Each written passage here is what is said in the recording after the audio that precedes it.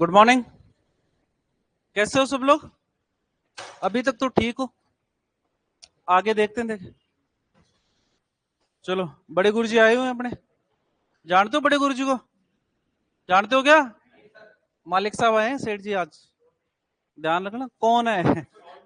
जो जहां पर शिवालय के नीचे लिखते हो पढ़ते हो ना, ऊपर की तरफ राजेंद्र चौधरी द्वारा संचालित, तो वो राजेंद्र जी चौधरी यही है। बैठो बैठो बैठो। है हाँ, ये क्लास लेते हैं। है हाँ, अब देखो क्लास कैसे लेते हैं, ये तो अब तुम्हारे को पता लग जाएगा अभी कैसे लेते हैं। है इनकी क्लास थोड़ी सी अलग लेते हैं, थोड़ी सी, है ना। अभी देखना तुम किस किस की क्लास लगती है तुम्हारे। पूरी क्लास एक साथ नहीं लेते, एक एक की लेंगे। बैठ गए? शुरू करें। लास्ट टाइम पे बात कर रहे थे एक्सटेंशन की। एक्सटेंशन के अंदर पहले कॉन्टेक्ट मेथड पढ़े थे, उसके बाद में ऑडियो विजुअल एड्स पढ़े थे। ऑडियो विजुअल एड्स के अंदर कहा था हमने कि इससे प्रसार कार्यकर्ता के कार्यक्रम को सफलता प्रदान मिलती है, इसलिए इसको प्रसार कार्यकर्ता का प्रसार यंत्र या एक्सटेंशन टूल भी कहते हैं। हमने कहा था तीन प्रकार के होते हैं, तीन प्रकार के मैं सबसे पहले लिखा था ऑडियो एड्स। ऑडियो एड्स के बाद में लिखा विजुअल एड्स, और विजुअल के बाद में लिखा audio visual aids. Audio aids को सिर्फ ऑडियो ही लिखा था, लेकिन विजुअल को दो भागों में डिवाइड किया था, प्रोजेक्टेड और नॉन प्रोजेक्टेड। वैसे ही ऑडियो और विजुअल को हमने दो भागों में डिवाइड किया, प्रोजेक्टेड और नॉन प्रोजेक्टेड। पहले लिखे ऑडियो एड्स। ऑडियो एड्स के अंदर लिखा नारे, गाने, भाषण, radio, gramophone, transistor, tape recorder, ये नाम लिखे थे। उसके बाद में प्रोजेक्टेड विजुअल एड्स लिखे थे। प्रोजेक्टेड विजुअल एड्स के अंदर सबसे पहले लिखा फिल्म स्लाइड, फिर फिल्म स्ट्रिप, और फिर उसके बाद में ओवरहेड प्रोजेक्टर, एपिडियोस्कोप और कंप्यूटर। उसके बाद में नॉन प्रोजेक्टेड विजुअल एड्स के अंदर अपन ने लिखा लीफलेट, पंपलेट, फोल्डर वगैरह सारे के सारे नाम लिखे, बहुत सारे। ठीक है ना। तो अपन ने लाउड स्पीकर के बारे में लिखा था पहले। हमने कहा था विशाल जनसभा को संबोधित करने के काम आता है, इसलिए इसे पब्लिक एड्रेस सिस्टम भी कहते हैं। और हमने लिखे थे इसके कितने भाग होते हैं, माइक, एम्पलीफायर और स्पीकर। माइक के अंदर बोलते हैं, एम्पलीफायर आवाज को बढ़ाने का काम करेगा, और स्पीकर के द्वारा आवाज को सुना जाएगा। ठीक है। उसके बाद में लिखा फिल्म स्लाइड। अपन ने स्लाइड के अंदर लिखा छोटे छोटे चित्र होते हैं, जिन्हें मुख्य कार्यक्रम के पहले या बीच में प्रदर्शित किया जाता है। फिर लिखा फिल्म स्ट्रिप। हमने कहा कई चित्रों द्वारा बनाई गई कहानियां होती हैं, जिनके नीचे उनका शाब्दिक वर्णन लिखा रहता है। ठीक है, और इसे कहीं पे भी बीच में रोककर इसकी व्याख्या की जा सकती है। उसके बाद में लिखा ओवरहेड प्रोजेक्टर। हमने कहा प्रकाश के परावर्तन के सिद्धांत पर कार्य करता है कि नहीं करता। कितने भाग होते हैं, तीन, लाइट सोर्स, लेंस असेंबली और प्रोजेक्टिंग मिरर। ठीक है। ओवरहेड शब्द इसके डिजाइन के कारण दिया गया है।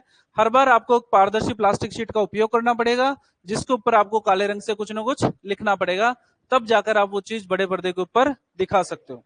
फिर उसके बाद में लिखा एपीडियोस्कोप। हमने कहा प्रतिबिंब के सिद्धांत पर कार्य करता है।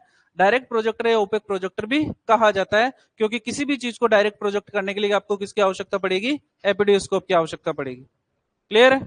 उसके बाद में लिखा अपन ने, कुछ नहीं लिखा उसके बाद में। कंप्यूटर के बारे में जानते हो आप? ठीक है। नॉन प्रोजेक्टेड विजुअल एड्स, है ना। आप भूल गए इसीलिए फिर मैं लिख रहा हूं, आप तो कंटिन्यूशन में ही लिखोगे। नॉन प्रोजेक्टेड विजुअल एड्स के अंदर अपन ने पहला नाम लिखा लीफलेट। क्या नाम लिखा? दूसरा नाम लिखा फोल्डर। क्या नाम लिखा? तीसरे नंबर पे लिखा पंपलेट। चौथे नंबर पे बुलेटिन। पांचवें नंबर पे बुकलेट। और छठे नंबर पे लिखी बुक। सुनो इधर, कोचिंग आते हो? सब आते हैं? ठीक है। कभी कभी रास्ते के अंदर कोई लोग खड़े रहते हैं ना, आपको एक एक पेज पकड़ाते जाते हैं, फिर आप कहते हो कि पंपलेट है सर। ये क्या है? पंपलेट।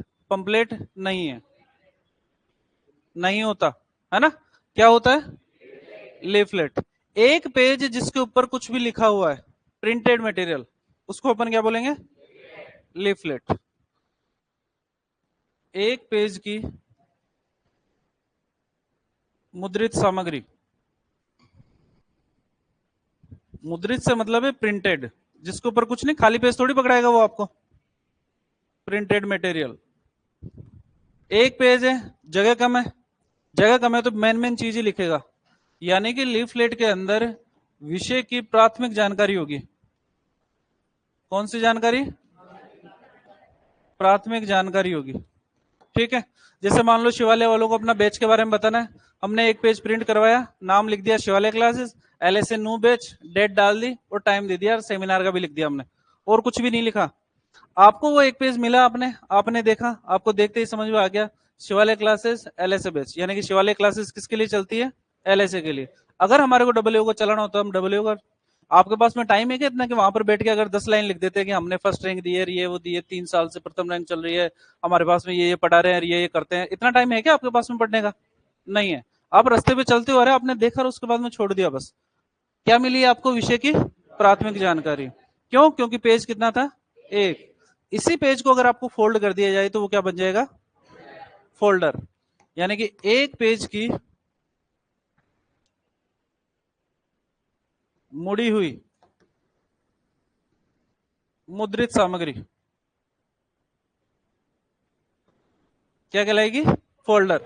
वही पेज था हमारे पास में, हम परिचर का बेच चलाना चाह रहे थे, ठीक है, हमारे पास में पैसे थोड़े से कम थे, हिसाब के थे, हमने वही पेज के अंदर दो जगह आधे पेज को डिवाइड किया, ऊपर की तरफ LSA, नीचे की तरफ परिचर, सेम चीजें लिखी हमने, ठीक है, लेकिन कंटेंट हमारा कम हो गया।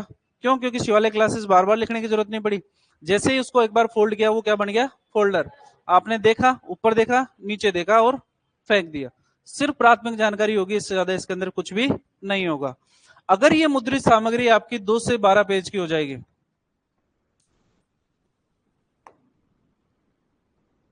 मुद्रित सामग्री, इस मुद्रित सामग्री को हम क्या बोल देंगे? पंपलेट। क्या बोलेंगे? पंपलेट। तो जो अभी तक आपने देखे हैं वो सारे के सारे फोल्डर और लीफलेट है, पंपलेट है ही नहीं, क्योंकि पंपलेट कहने के लिए मिनिमम पेजेस की संख्या कितनी होगी? 2, और मैक्सिमम कितनी होगी? 12। क्लियर है? ठीक है। बुलेटिन की अगर बात करते हैं तो 12 से 20 पेज की मुद्रित सामग्री क्या कहलाएगी? बुलेटिन कहलाएगी। क्या कहलाएगी? बुलेटिन कहलाएगी। और अगर बात करते हैं बुकलेट की, तो 20 से 50 पेज की मुद्रित सामग्री क्या कहलाएगी? बुकलेट कहलाएगी। और अगर इसके अंदर पेजेस की संख्या 50 से अधिक हो जाएगी तो वो क्या बन जाएगी? 50 पेज से अधिक की मुद्रित सामग्री।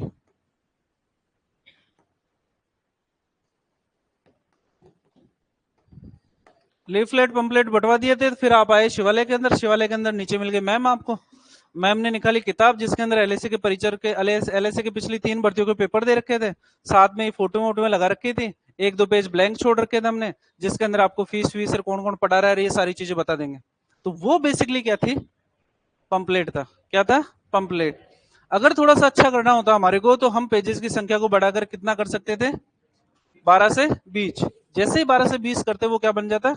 बुलेटिन। क्या बन जाता? बुलेटिन। अगर किसी ढंग के कॉलेज में एडमिशन लिया होगा तो कॉलेज अपने टाइम के ऊपर एक छोटी सी बुक देता है आपको, है ना, जिसके अंदर उस कॉलेज से संबंधित सारी सामग्री लिखी रहती है, और पीछे की तरफ 2 पेज के अंदर एडमिशन फॉर्म लगा रहता है। एडमिशन फॉर्म को तो भर के वो खुद रखवा लेते हैं ना, बाकी वो आपको दे देते हैं, उसको बोलते हैं ब्रोशर। क्या बोलते हैं? ब्रोशर। किसी शैक्षणिक संस्था के द्वारा इशू किए जाते हैं, और वो बुलेटिन का ही प्रारूप होता है। किसका प्रारूप होता है? बुलेटिन। तो अगर पूछा जाए कि ब्रोशर में कितने पेज होते हैं तो क्या आंसर दोगे? 12 से 20। अगर पेजेस की संख्या 20 से 50 हो जाएगी, जैसे आप ग्रेजुएशन भी कर रहे होंगे, नॉन कॉलेज कर रहे होंगे, आपको पता है अभी पढ़ने की तो जरूरत है नहीं, फिर उस टाइम पे आएगी राजा 1 वीक सीरीज, और फिर आप 1 वीक सीरीज में 1 वीक के अंदर सारी तैयारी करके टॉप कर लोगे। 1 वीक सीरीज क्या कहलाएगी? बुकलेट। लेकिन अगर आपको डिटेल्स पढ़नी है तो आपको क्या खरीदनी पड़ेगी? जिसके अंदर पेजेस की संख्या कितनी होगी? दिक्कत यहां तक? दिक्कत यहां तक है? तो एक पेज की मुद्रित सामग्री क्या कहलाएगी? एक पेज की मुड़ी मुद्रित सामग्री। 12 से 20 पेज की मुद्रित। और 12 से 20। अरे जरूरी है कि लाइन से ही बोलूं मैं? है पागलो। 12 से 20 पेज की मुद्रित सामग्री, 2 से 12 पेज की, और 20 से 50 पेज की, और 50 से अधिक पेज। ये डिफाइन आपको क्वेश्चन में दी जाएगी, ऑप्शन के अंदर आपको सारे मिलने। कर लोगे? कर लोगे ना?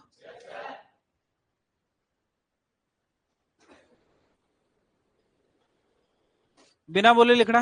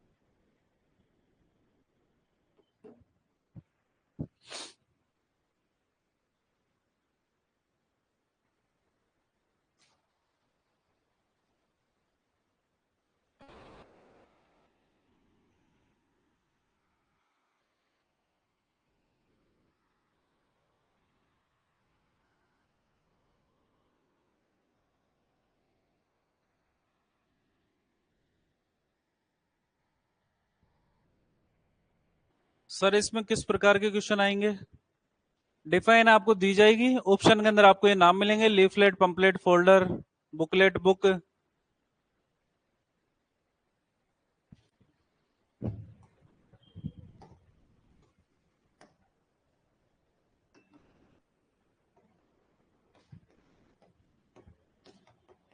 ब्रोशर।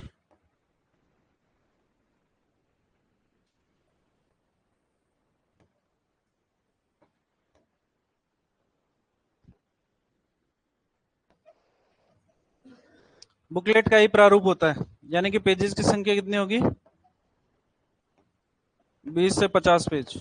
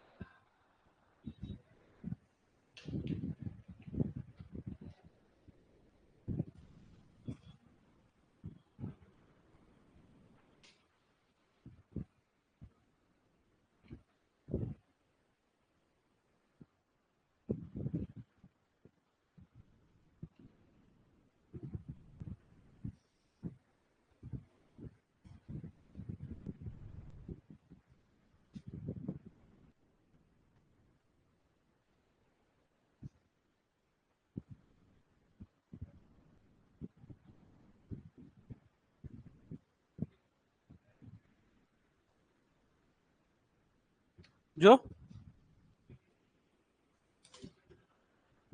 बुकलेट, पहले बुलेटिन बोला था क्या? Booklet, booklet.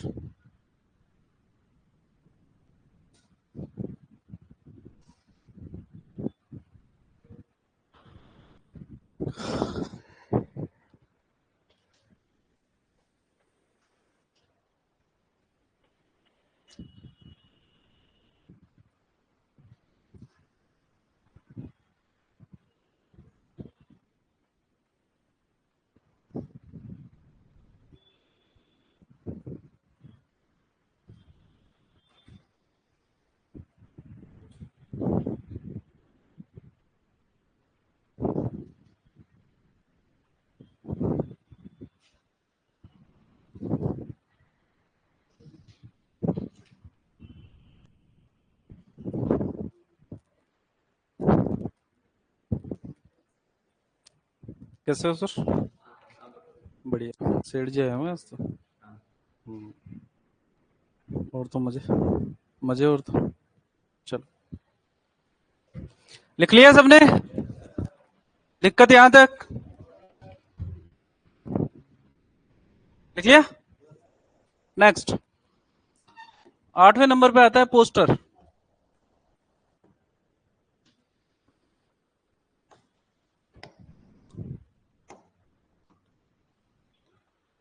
किसी समस्या की ओर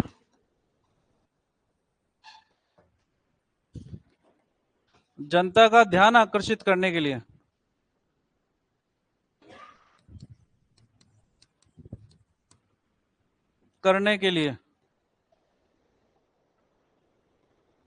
पोस्टर बनाए जाते हैं। क्वेश्चन पूछा जाता है पोस्टर की कितनी विशेषताएं होती है? क्या आंसर दोगे? 3 विशेषता। 3 विशेषता का मतलब है ए, बी और सी। ए का मतलब होता है अट्रैक्टिव, बी का मतलब होता है ब्रीफ और सी का मतलब होता है क्लियर। अट्रैक्टिव का मतलब होता है आकर्षक, ब्रीफ का मतलब होता है छोटा। वर्ड सही नहीं लग रहा? संक्षिप्त, और क्लियर का मतलब होता है साफ। ठीक है, अभी थोड़े दिनों पहले समस्या आई थी आपको, पता है ना आपको, कि बीपी सर से नहीं पढ़ना है। ठीक है, सारे के सारे कर्मकांड कर लिए, लेकिन फिर भी राजेंद्र जी ने माना नहीं कि भाई नहीं साहब, पढ़ाएंगे तो बीपी सर ही पढ़ाएंगे, अब देख लो तुम्हारे हिसाब से। अब तुम्हारे कह दिया कि बोले फीस वापस करो हमारी। अब कोचिंग वाले फीस वापस करते हैं क्या? नहीं, वो कहेंगे पढ़ना ही पड़ेगा। आपने सोचा बोले यार नहीं, ऐसे पार नहीं पड़ेगी, कुछ तो करना पड़ेगा। आपने एक पेज लिया, इस पेज के पीछे की तरफ कुछ भी लकड़ी वकड़ी कुछ लगा दी, तख्ती वक्ती लगा दी, इसके ऊपर यहाँ पर फोटो लगाई एक, किसकी लगाई? बीपी सर की, और यहाँ पर लिख दिया हाय हाय। क्या लिख दिया? हाय हाय, और खड़े हो गए यहाँ पर शिवालय के सामने। ठीक है, नारे लगा रहे हो बीपी सर, बीपी सर। ठीक है, कोई भी अगर रास्ते से जा रहा होगा यहाँ पर, है ना, वो देखेगा कि बच्चे खड़े हुए हैं यहाँ पर। ठीक है, सुनने जितना टाइम है नहीं उसके पास में, उसने जस्ट मुड़ के देखा, मुड़ के देखा तो यहाँ पर एक फोटो लगी हुई है, नीचे लिखा हुआ है बीपी सर हाय हाय। इसका मतलब वो समझ गया है कि इस कोचिंग के अंदर कोई ना कोई टीचर ऐसा है जिससे ये बच्चे पढ़ना नहीं चाह रहे, है ना, इसीलिए ये क्या कर रहे हैं, बीपी सर हाय हाय। क्या करोगे? लट लेके आना रे एक अभी कराऊं तुम्हारे को हाय हाय। ठीक है, अब उसको समझ में नहीं कैसे आएगा। अगर मान लो यहाँ पर बीपी सर हाय हाय के बजाय वो आप ऐसे लिखते हैं इसके अंदर लाइन टू लाइन कि बीपी सर हैं, हमारे को अच्छा नहीं पढ़ाते हैं, उनकी राइटिंग भी खराब है, देखने के अंदर भी अच्छे नहीं है, व्यवहार भी उनका अच्छा नहीं है, एनाटॉमी ढंग से नहीं पढ़ाई, एक्सटेंशन में घास कटवा रहे हैं। इतना टाइम है क्या लोगों के पास में? नहीं, इतना टाइम नहीं है उनके पास में कि वो यहाँ पर पढ़ सके। राइटिंग के अंदर बीपी सर अच्छे से लिखना, है ना, ऐसी राइटिंग में मत लिख देना कचरा कि उनको समझ में नहीं आए कि कौन से सर है। और फोटो थोड़ी सी अच्छी लगाना है कि अगले को भी देखने को लगे कि हाँ टीचर तो स्मार्ट है ना। तो थोड़ा सा ध्यान रखोगे, फोटो अच्छी होनी चाहिए, इसका मतलब पोस्टर कैसा होना चाहिए, अट्रैक्टिव। कम से कम शब्दों का इस्तेमाल करना है, और जो भी हम लिख रहे हैं वो हमेशा साफ साफ अक्षरों में लिखा हुआ होना चाहिए, तब जाके क्या बनेगा, वरना तो कचरा बन जाएगा। ध्यान रख लेना, लिखो इसके अंदर पोस्टर, लिखो किसी समस्या की ओर जनता का ध्यान आकर्षित करने के लिए, किसी समस्या की ओर जनता का ध्यान आकर्षित करने के लिए, किसी समस्या की ओर जनता का ध्यान आकर्षित करने के लिए पोस्टर बनाए जाते हैं। किसी समस्या की ओर जनता का ध्यान आकर्षित करने के लिए पोस्टर बनाए जाते हैं, पोस्टर बनाए जाते हैं। उपयोग किसी चित्र का किया है, उपयोग कुछ मात्रा में लिखने का भी किया है। लिखो इसमें, इसमें कुछ चित्र तथा लिखाई का उपयोग किया जाता है। इसमें कुछ चित्र तथा लिखाई का उपयोग किया जाता है। इसमें कुछ चित्र तथा लिखाई का उपयोग किया जाता है। चित्र तथा लिखाई का उपयोग किया जाता है। तथा, तथा इसकी झलक देखने मात्र से, तथा इसकी झलक देखने मात्र से, तथा इसकी झलक देखने मात्र से, तथा इसकी झलक देखने मात्र से संबंधित जानकारी प्राप्त हो जाती है। तथा इसकी झलक देखने मात्र से संबंधित जानकारी प्राप्त हो जाती है। तथा इसकी झलक देखने मात्र से संबंधित जानकारी प्राप्त हो जाती है। ठीक है, नेक्स्ट लिखो, पोस्टर की 3 विशेषताएं होती है। पोस्टर की 3 विशेषताएं होती है। A B C. A for attractive, B for brief, और सी फॉर क्लियर।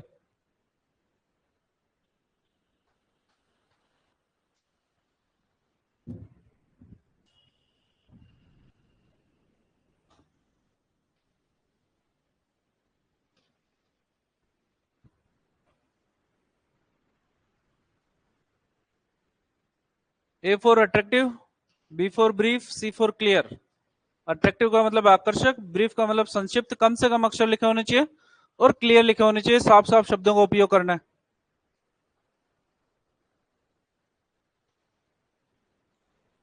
दिक्कत यहां तक चला?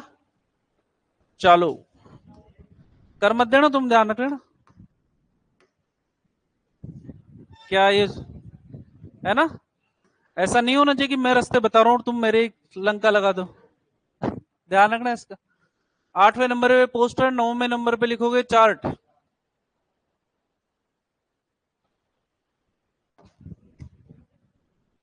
चार्ट नाम सुना है पहले? बचपन के अंदर बनाए भी होंगे चार्ट, बनाए थे? ठीक है, सुनो। आंकड़ों का आलेखीय प्रस्तुतिकरण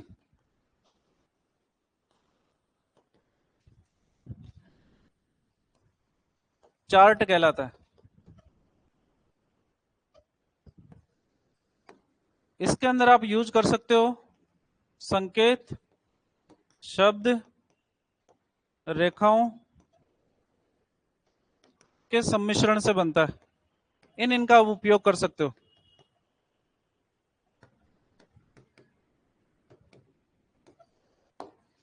अलग अलग प्रकार के चार्ट होते हैं। चार्ट के प्रकार, प्रकार में सबसे पहला नाम आता है लाइन चार्ट। दूसरे नंबर पे आता है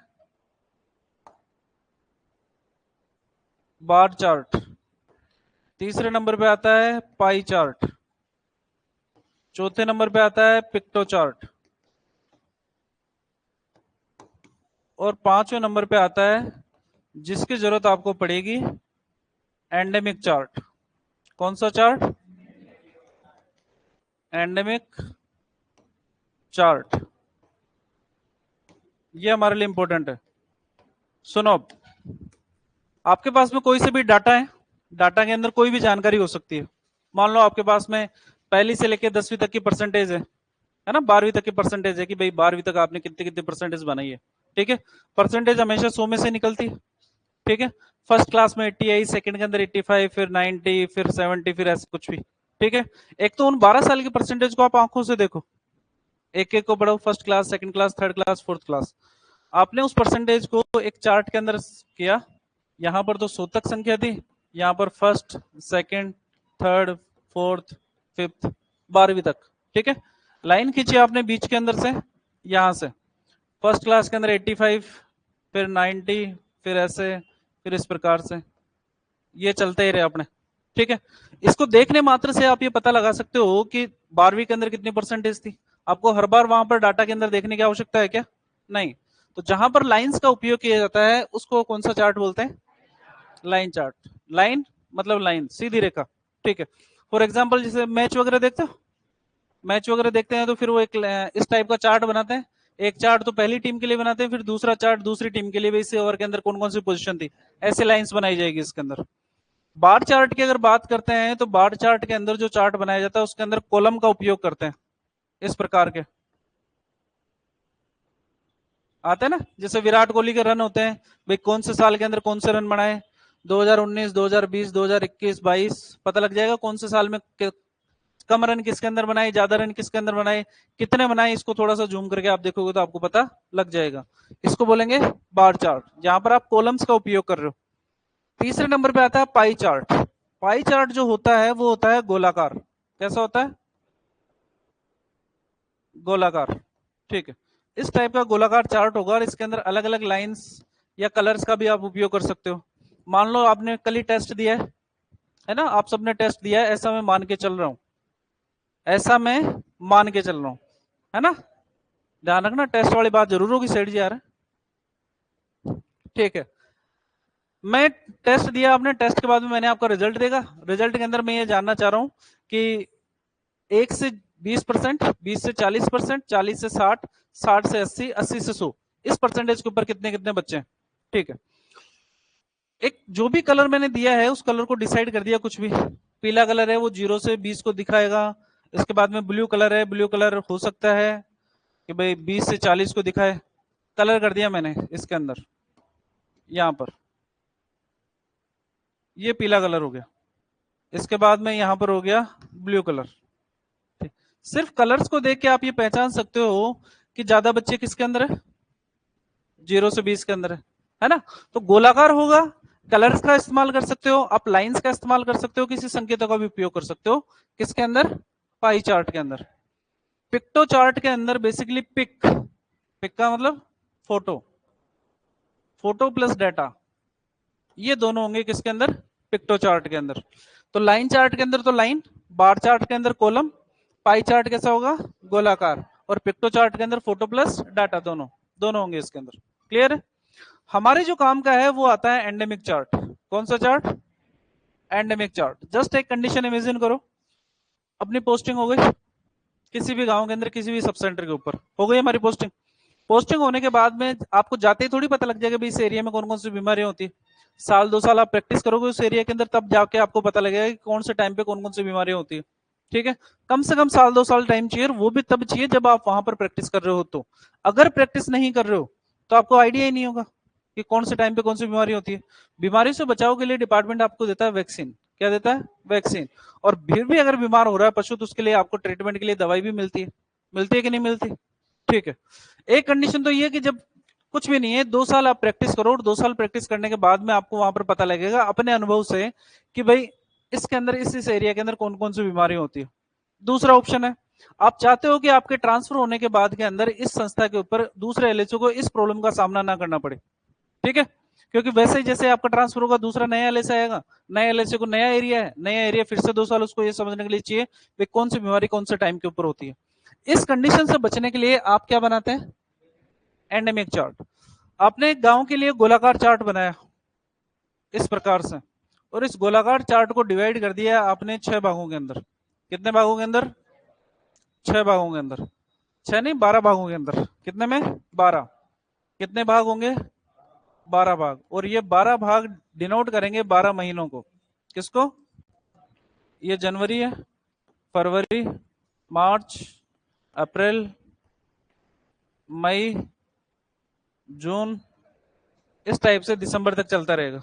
ठीक है, ये चार्ट बनाया आपने 12 कॉलम, 12 कॉलम का मतलब 12 महीने, जनवरी फरवरी मार्च अप्रैल मई जून जुलाई। ठीक है, जो भी बीमारी आपके एरिया के अंदर आ रही है उस बीमारी के लिए आपने निर्धारित कर दिए संकेत। क्या निर्धारित कर दिए, संकेत। बोर्ड पे ध्यान देंगे सब, क्या डिसाइड कर दिए, संकेत। संकेत फॉर एग्जाम्पल ये चौकोर स्क्वायर बनाया मैंने, ये बना दिया एफएमडी के लिए, त्रिभुज बना दिया मैंने एचएस के लिए, स्टार बना दिया मैंने बीक्यू के लिए, इसके अलावा और कुछ भी ऐसे रेखा बना दी अपन ने, ये बना दी लंपी के लिए, इस टाइप से। ठीक है, भरना क्या है अब इस चार्ट के अंदर, वो ये देखो भरनी है हमारे को इसके अंदर ये संकेत भरने। संकेत कैसे भरोगे, आपको पता है कि जनवरी के अंदर एफएमडी ज्यादा आती है। ठीक है, आपने 3 डायग्राम बना दिए। 3 का मतलब है जितने ज्यादा संकेत उतनी ही ज्यादा इंटेंसिटी, मतलब तीव्रता के साथ में बीमारी है, ज्यादा पशुओं को इन्फेक्टेड किया है। आपको पता है जून के अंदर वापस एफएमडी आई, लेकिन इतने जानवरों में नहीं आई जितनी किसके अंदर आई थी, जनवरी के अंदर आई थी। मार्च के अंदर पता लगा आपको कि एचएस के केस देखने को मिले मेरे को, लेकिन इतने ज्यादा नहीं थे जितने मिलने चाहिए थे। ठीक है, कम ही थे। फिर आपको पता लगा इधर अक्टूबर के अंदर आए, अक्टूबर के अंदर आपको आ गई लंपी। क्या आ गई, लंपी आ गई। ठीक है, ऐसा चार्ट बना दिया आपने महीनों के हिसाब से। जब भी कोई नया एलएसए आएगा वो नया एलएसए इस चार्ट को देखेगा, और चार्ट को देखते ही उसको पता लग जाएगा कि जनवरी के अंदर ये 3 निशान बने हुए हैं, इसका मतलब कौन सी बीमारी आती है। मार्च के अंदर ये त्रिभुज बन रहा है, मतलब कौन सी बीमारी आती है। ठीक है, यहां पर अक्टूबर के अंदर तीर का निशान, इसका मतलब लंपी।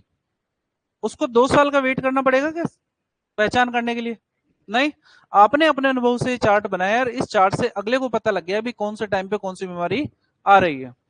अब जब उसको पता है कि जनवरी के अंदर एफएमडी आती है, वो नवंबर के अंदर दिसंबर के अंदर एफएमडी की वैक्सीन कर देगा, क्योंकि उसको पता है एफएमडी आएगी तो मेरे को ट्रीटमेंट के लिए भगना है, और इस पूरे गांव के अंदर ग्राम पंचायत के अंदर मैं इकलौता आदमी हूँ जिसको मेरे को इलाज करना है। तो वो बचने के लिए आप क्या कर दोगे, पहले ही वैक्सीनेशन, वैक्सीनेशन कर दोगे तो अगले साल जनवरी के अंदर एफएमडी आएगी ही नहीं। आएगी भी तो इंटेंसिटी इतनी ज्यादा नहीं होगी। मास जो इम्यूनिटी होती है वो मास इम्यूनिटी क्रिएट करने की कोशिश कर रहे हैं हम यहाँ पर। एफएमडी का ट्रांसमिशन बहुत तेजी से होता है, क्योंकि लार के द्वारा और हवा के द्वारा भी इसका वायरस फैलता है ना। तो जब मास इम्यूनिटी आ जाएगी तो जैसे अपने यहाँ पर कोरोना के अंदर हुआ, कोरोना के अंदर सबने वैक्सीन खा ली, किसी ने में कोरोना हो भी गया होगा तो अगले को पता भी नहीं लगा होगा भी कोरोना हो गया। क्यों? क्योंकि अब इम्यूनिटी, मास इम्यूनिटी आ गई है। वैसी मास इम्यूनिटी यहाँ पर आ जाएगी तो जानवर के अंदर एफएमडी नहीं आएगी। यही कोशिश कर रहे हैं अपन एफएमडी के अंदर। एनएडीसीपी के अंतर्गत अपने एफएमडी को इसीलिए शामिल किया है क्योंकि हमारे को कंट्रोल करना है, आर्थिक नुकसान इससे ज्यादा है। ठीक है, वैक्सीन कर दिया, फिर 6 महीने बाद में वैक्सीन कर दिया, फिर 6 महीने, ये तो चल रहा है। तो जब भी आपको ये पता लगेगा कि कौन से महीने में कौन सी बीमारी आती है, अपने को देखना है, अपन ने जस्ट इसको देखा और पता लगा लिया। आप संस्था के ऊपर बना सकते हो, आप तहसील लेवल के ऊपर बना सकते हो, आप डिस्ट्रिक्ट लेवल के ऊपर बना सकते हो, आप चाहो तो स्टेट लेवल के ऊपर भी इस एंडेमिक चार्ट को बना सकते हो। स्टेट लेवल का डायरेक्टरेट के अंदर रखा हुआ है, डायरेक्टरेट वालों को पता है कि जनवरी के अंदर कौन सी बीमारी आएगी, फरवरी में कौन सी आएगी, मार्च के अंदर कौन सी आएगी। आपके तहसील लेवल पे बना हुआ है, तहसील के अंदर पता है आपको कि किस टाइम पे कौन सी बीमारी आएगी। आपकी संस्था लेवल पे बना हुआ है, इसका मतलब आपको पता है कि कौन से लेवल पे कौन सी बीमारी आएगी। ठीक है, हर साल आप इसको नहीं बनाना चाहते, है ना, हर साल के लिए नहीं बनाना चाहते, आप इसके अंदर अंदर से गोले और कर दो इसके अंदर, इस प्रकार से।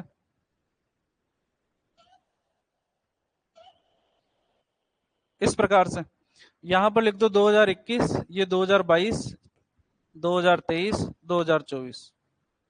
ठीक है, 2021 के अंदर जब जब बीमारी आई आपने निशान लगा दिए, 2023 के अंदर जब जब आई। आप अगर लॉन्ग टर्म के लिए चाहते हो तो उस केस के अंदर आप ये वाला तरीका भी अपना सकते हो।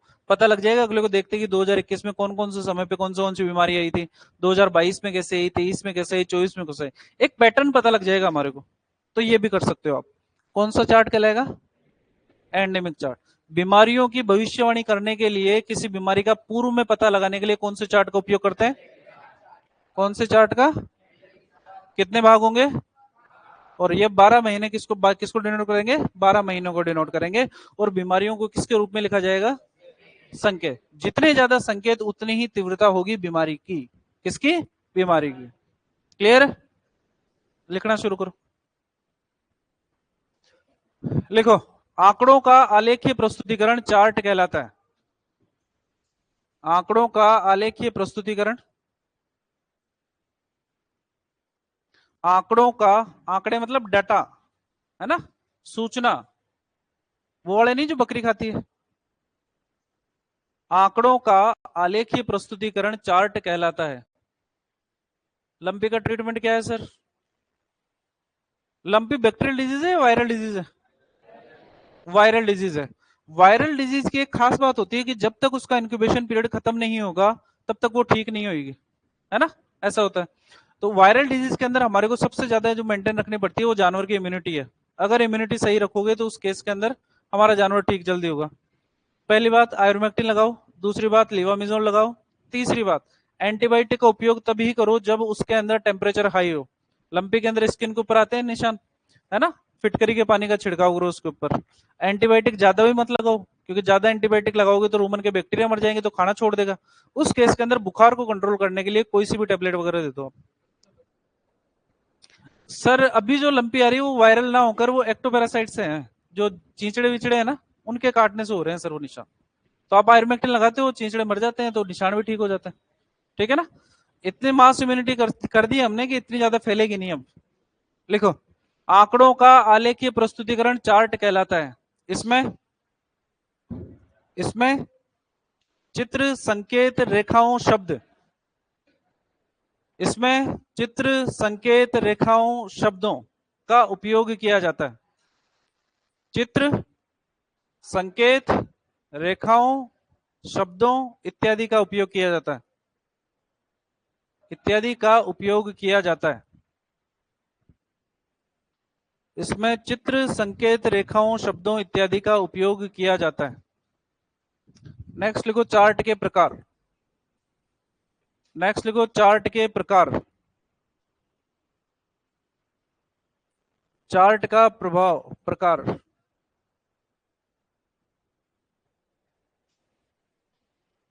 सबसे पहले लिखोगे line chart.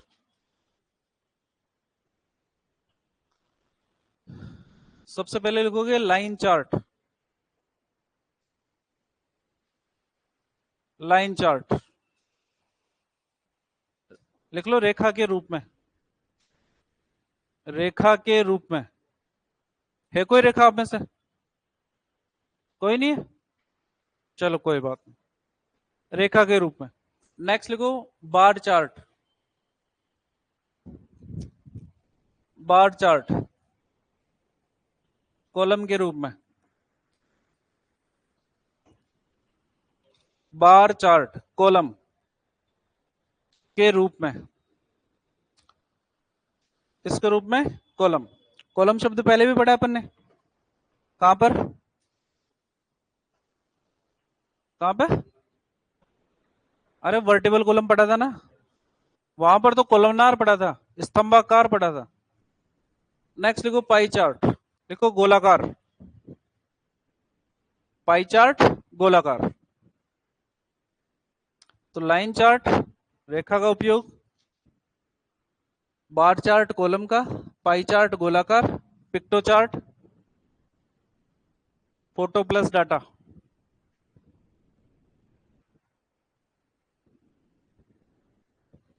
Picto chart photo plus data. और एंडेमिक चार्ट लास्ट वाला, एंडेमिक चार्ट।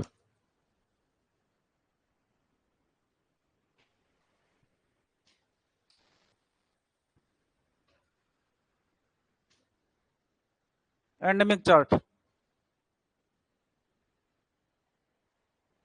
लिख लिया, लिखो इसके अंदर किसी विशेष क्षेत्र में, किसी विशेष क्षेत्र में, किसी विशेष क्षेत्र में विशेष समय पर, किसी विशेष क्षेत्र में विशेष समय पर होने वाली बीमारियों को प्रदर्शित करने के लिए,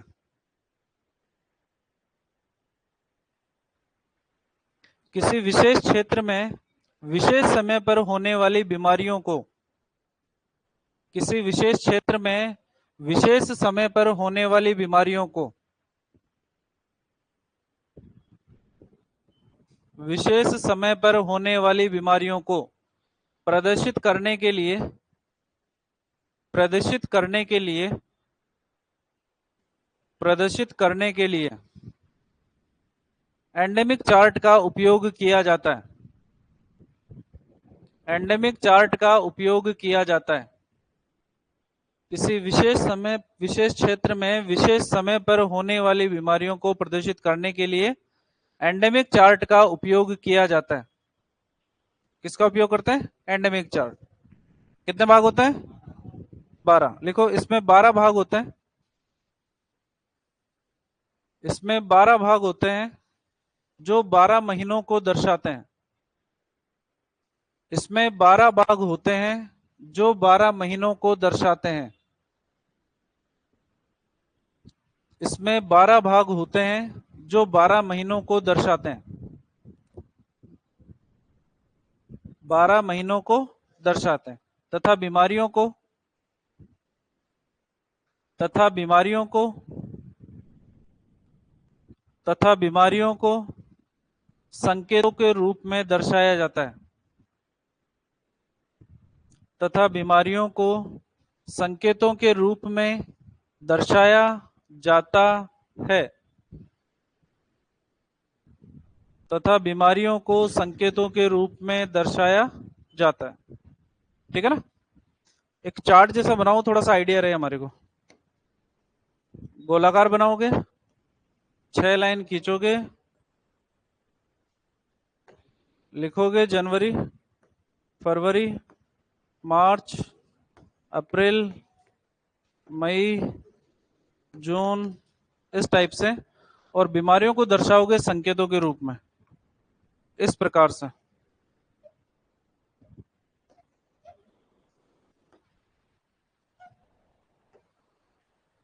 कुछ भी लिख सकते हो, आपकी इच्छा है।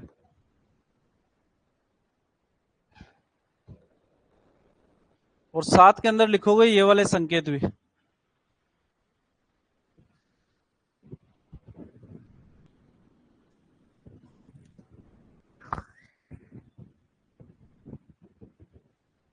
जी तो भैया सुनना क्या कह रहे हैं भैया, पीछे वाले भैया की सुनना क्या बोल रहे हैं। अरे सुन लो, सुन लो, कुछ नहीं। अरे बोलना, बोल दिया क्या।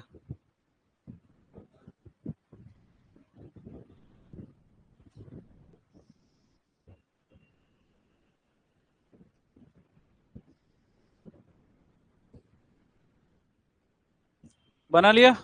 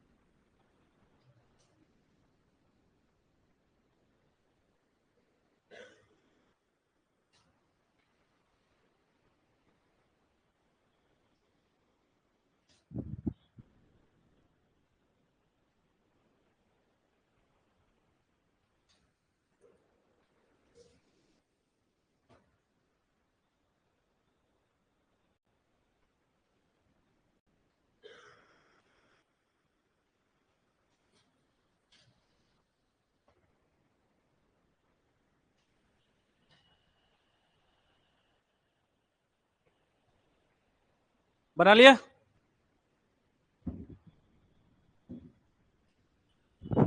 कौन सा चार्ट कहलाएगा? Endemic chart. वर्तमान के अंदर विभाग की सभी संस्थाओं के अंदर एंडेमिक चार्ट का होना आवश्यक है, जरूरी है, कंपलसरी है, किसी भी संस्था के अंदर होना चाहिए। एफएम के आगे डी ए पी नहीं है, ध्यान रखना। एफ एम डी होता है, पी नहीं होता है। एफएमडी का पूरा नाम क्या है? खुरपका रोग। क्या रोग? लिख लिया? टेबल कैलेंडर देखे आपने? टेबल पे रखने वाले कैलेंडर्स कैसे होते हैं? त्रिकोणाकार होते हैं, रखे रहते हैं, ऊपर स्प्रिंग लगी रहती है, एक एक मंथ को पलटते हैं, फिर वापस से साइड चेंज करके 6 महीने बाद में वापस से, क्योंकि जस्ट बैक साइड दोनों की तरफ प्रिंट रहते हैं। ऐसा होता है। ऐसा ही एक चार्ट होता है जिसको बोलते हैं फ्लिप चार्ट। कौन सा चार्ट? Flip chart. हेडिंग डालो फ्लिप चार्ट।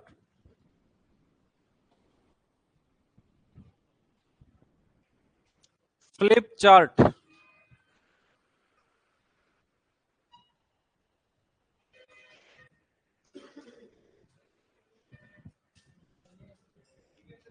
नहीं नहीं, ये अलग है तो, है ना? चार्ट के प्रकार के अंदर नहीं, पीछे देखो पलट के फ्लिप चार्ट अलग लिखा अपन, फ्लिप चार्ट या फ्लैश कार्ड अलग लिखा। चलो, नौकरी वोकरी लग गई होगी, पोस्टिंग वोस्टिंग, प्रैक्टिस वैक्टिस बढ़िया कर रहे हो। प्रैक्टिस वैक्टिस बढ़िया करने के बाद के अंदर आपके पास में आ रहा है एमआर। कौन आ रहा है?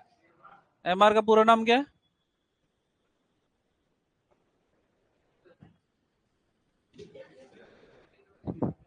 मैनेजर। एम और आर, मैनेजर। वाह। मेडिकल रिप्रेजेंटेटिव, है ना? मतलब वो अपनी कंपनी की दवाइयों को आपको दिखाने के लिए आया है, और वो अपने साथ में किताब से लेकर आएगा, है ना? किताब के अंदर पेज होंगे, उनके ऊपर दवाइयों के नाम, फोटो वगैरह लिखे होंगे, उपयोग वगैरह लिखे रहेंगे, और वो एक एक करके आपको दिखाता जाएगा कि सर ये है, ये है। सीक्वेंस के अंदर दिखाएगा, पहले बोलस बोलस दिखाएगा, फिर सस्पेंशन दिखाएगा, फिर इंजेक्शन दिखाएगा, फिर पाउडर पाउडर दिखाएगा, इस टाइप से। तो वो जो बुकलेट दिखाएगा आपको, तो आप देखोगे उसके अंदर मोटे मोटे पेज रहेंगे इस टाइप के, चौकोर पेज रहेंगे, और इन चौकोर पैर ऊपर की तरफ एक स्प्रिंग से जुड़े हुए रहेंगे। किससे जुड़ेंगे? स्प्रिंग से। एक पेज को दिखाया, फ्लिप कर दिया पीछे की तरफ, फिर दूसरा पेज दिखाया, फिर फ्लिप कर दिया। इसीलिए ऐसे चार्ट का नाम क्या दिया है? Flip chart. मोटे कागज से बने रहेंगे, ऊपर की तरफ प्लास्टिक स्प्रिंग या लोहे की स्प्रिंग,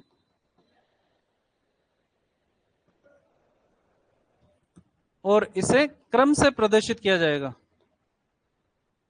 कैसे करेंगे? क्रम से प्रदर्शित करेंगे, दिखाएंगे। जैसे आप ये नोट्स वगैरह इस्तेमाल करते हो, आपके नोटबुक है, इसके अंदर कोयल लगी हुई है स्प्रिंग, और स्प्रिंग के अंदर पेज को एक एक करके पलटो अगर आप, तो वो क्या बन जाएगा? Flip chart. ठीक है, लिखो इसके अंदर फ्लिप चार्ट। लिखो कई मोटे पेज आपस में ऊपर की ओर, कई मोटे पेज आपस में ऊपर की ओर, कई मोटे पेज, पेज मोटे होंगे पतले पतले नहीं होंगे जैसे आपकी बुक के अंदर नोटबुक में। कई मोटे पेज आपस में ऊपर की ओर,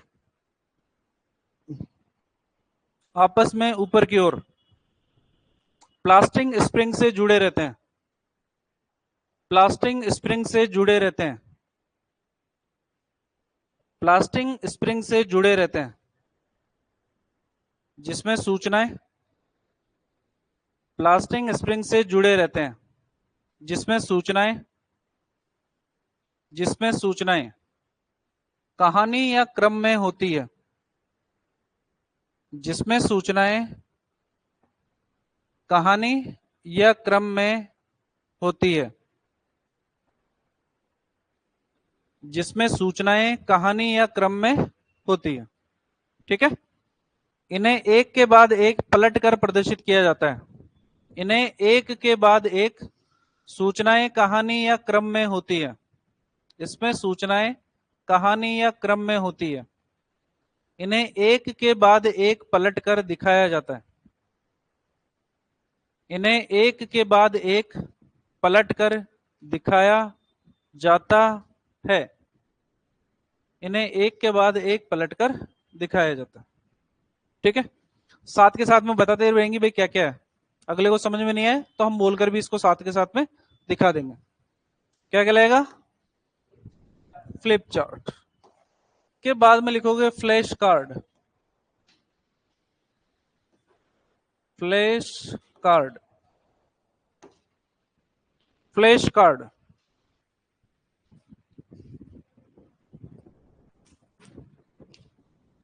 फ्लैश कार्ड। लिख लिया? ठीक है, देखो इधर 9x12 इंच के पेज होंगे, ये साइज रहेगी पेज। ठीक है, इसके बारे में विषय से संबंधित जानकारी होगी।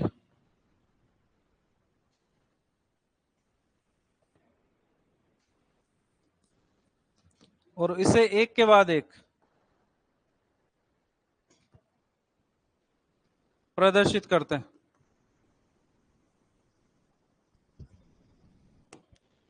फ्लिप चार्ट के अंदर तो ये पेज हैं, ये ऊपर की तरफ जुड़े हुए हैं प्लास्टिक स्प्रिंग से। ठीक है, फ्लैश कार्ड के अंदर ऐसा कुछ भी नहीं होगा। पेज की साइज हमारी 9x12 इंच की रहेगी और पेजेस के ऊपर जो कुछ भी हम बताना चाहते हैं वो हम लिख लेंगे पहले से। ठीक है, और उनको उसी सीक्वेंस के अंदर, जिस सीक्वेंस के अंदर लिखा है उसी सीक्वेंस के अंदर रख लेंगे। जब हमारे को प्रदर्शित करना होगा पहले एक पेज को दिखाया जाएगा, हटा देंगे, दूसरा पेज दिखेगा, दूसरे को हटाएंगे, तीसरा पेज दिखेगा, तीसरे को हटाएंगे।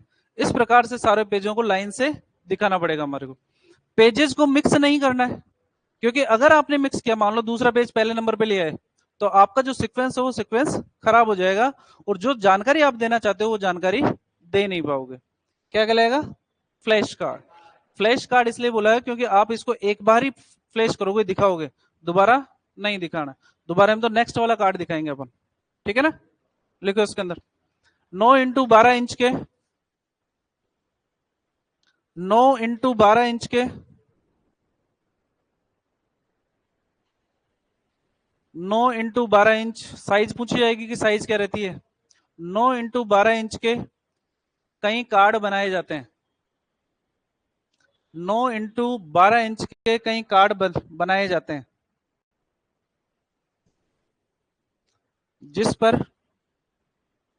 जिस पर संबंधित विषय के बारे में, जिन पर संबंधित विषय के बारे में, जिन पर संबंधित विषय के बारे में क्रम से लिखा होता है, जिन पर संबंधित विषय के बारे में क्रम से लिखा होता है, जिस पर संबंधित विषय के बारे में क्रम से लिखा रहता है। कैसे लिखा रहता है? क्रम से।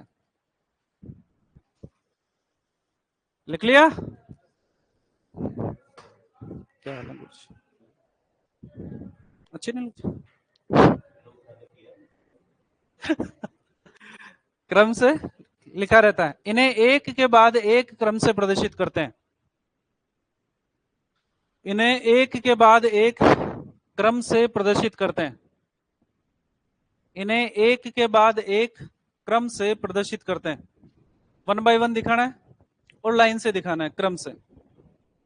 इन्हें एक के बाद एक क्रम से प्रदर्शित करना है। क्या कहलाएगा? Flash card. ठीक है ना? किसी बात अथवा क्रिया को बताने के लिए या कहने के लिए इसका उपयोग किया जाता है। मान लो कुछ भी कहना चाहते हो आप, कार्ड बना लिए लाइन से और फिर दिखा रहे हैं लाइन टू लाइन। क्या सर?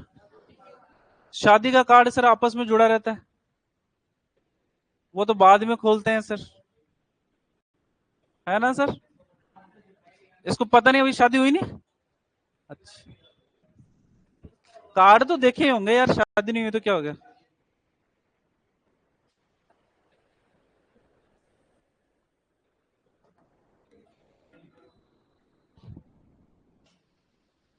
बोर्ड लिखेंगे, बोर्ड।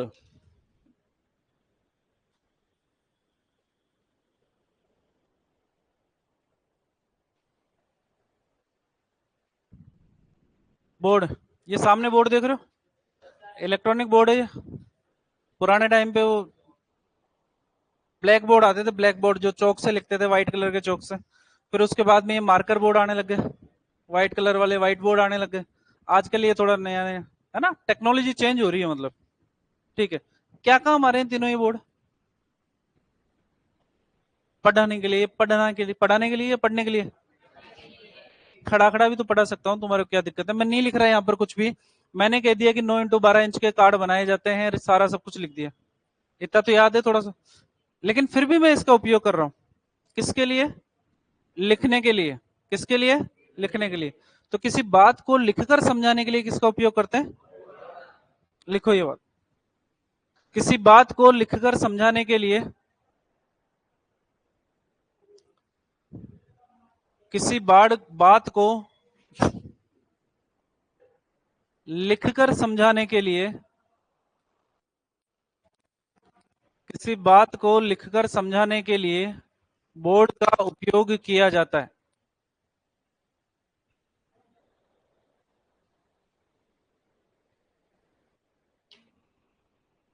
किसी बात को लिखकर समझाने के लिए बोर्ड का उपयोग किया जाता है। एग्जाम्पल लिखो। Example, black board, white board, electronic board.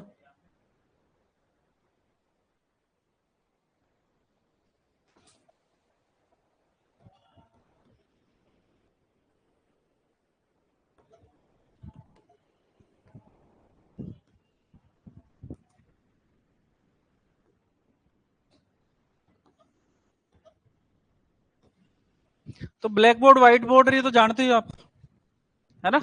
जो नहीं जानते वो सुनो। एक होता है फ्लैनल बोर्ड और एक होता है बुलेटिन बोर्ड।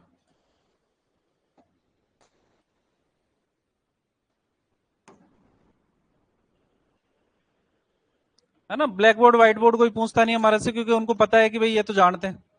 जो नहीं जानते वो कौन सा है? फ्लैनल बोर्ड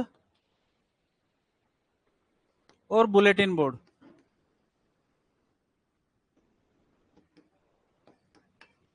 ठीक है, स्कूल या कॉलेज के अंदर गए होंगे तो स्कूल या कॉलेज के अंदर एक ब्लू कलर के बोर्ड लगे रहते हैं डिस्प्ले के लिए, और जिसके ऊपर बहुत सारी फोटो लगी रहती है ना?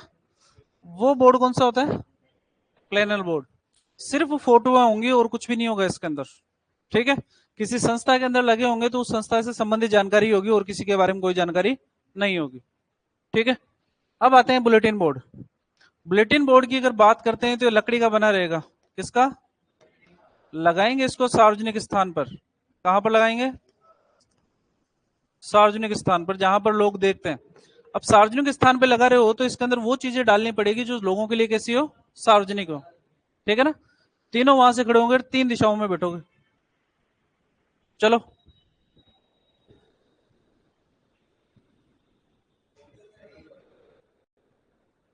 तीनों खड़े होंगे, 3 दिशाओं में बैठेंगे।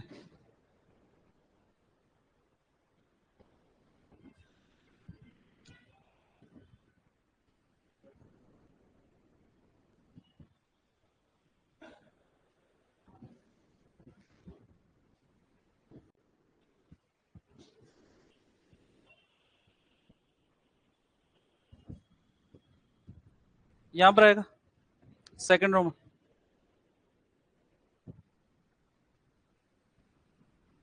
है ना। और कल से मेरी क्लास में तीनों एक साथ नहीं दिखनी चाहिए, अलग अलग ही बैठोगे।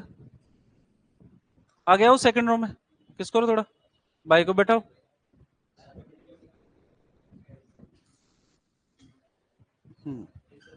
वापिस से, फ्लैनल बोर्ड वो होंगे जहां पर सिर्फ कुछ चित्रों को लगाया जाएगा, कोई भी शाब्दिक वर्णन कुछ भी नहीं लिखा हुआ, और उस संस्था से संबंधित जानकारी होगी। अब मान लो शिवालय ने कोई प्रोग्राम को ऑर्गेनाइज किया और उसके अंदर उस प्रोग्राम की फोटो में लगा दी, तो शिवालय के अंदर लगाएंगे तो लोग आप देखोगे, क्यों? क्योंकि आप शिवालय से संबंधित हो। आज के टाइम पर अगर उसको उठा के रोड पे लगा दें तो कौन देखेगा? कोई नहीं देखेगा। क्यों? क्योंकि उनके काम की नहीं है। ऐसे बोर्ड को तो क्या बोलेंगे? Flannel board. बुलेटिन बोर्ड लकड़ी का बना होगा, लकड़ी को काम, बोर्ड को कहां पर लगाएंगे? सार्वजनिक स्थान पर। तो सार्वजनिक स्थान पर वो चीजें लगाओगे जो लोगों का काम की है। अखबार की कटिंग हो गई, पुस्तक के पेज हो गए, कुछ सुविचार टाइप का लिख दिया आपने, अच्छी बात लिख दी भैया, आज के लिए ऐसे ही है। कुछ भी लिख सकते हो जो लोगों के काम की है, ना कि किसी इंडिविजुअल के काम की है। ठीक है ना। चित्र भी लगा सकते हो, कोई फोटोग्राफ भी लगा सकते हो, कुछ भी लगा सकते हो आप, लेकिन लगाओगे कहां पर? सार्वजनिक स्थान पर। और फ्लैनल बोर्ड को लगाओगे किसी विशेष स्थान पर, संस्था से संबंधित है। ठीक है ना। लिखो इसके अंदर, फ्लैनल बोर्ड,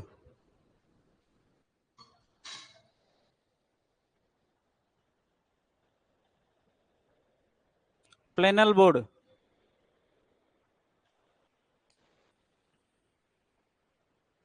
लिखो, इसके द्वारा चित्रों के माध्यम से, इसके द्वारा चित्रों के माध्यम से, इसके द्वारा चित्रों के माध्यम से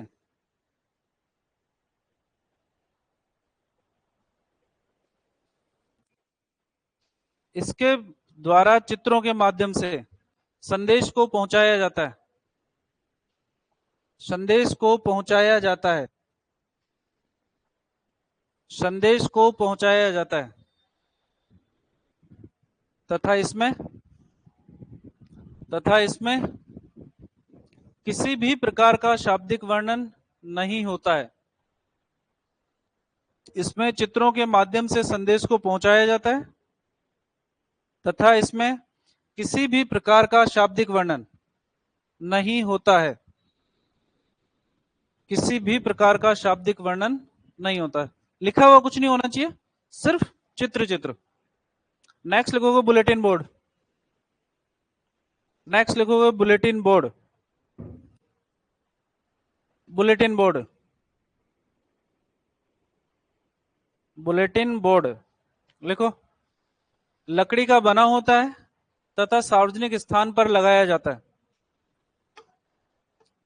लकड़ी का बना होता है तथा सार्वजनिक स्थान पर लगाया जाता है।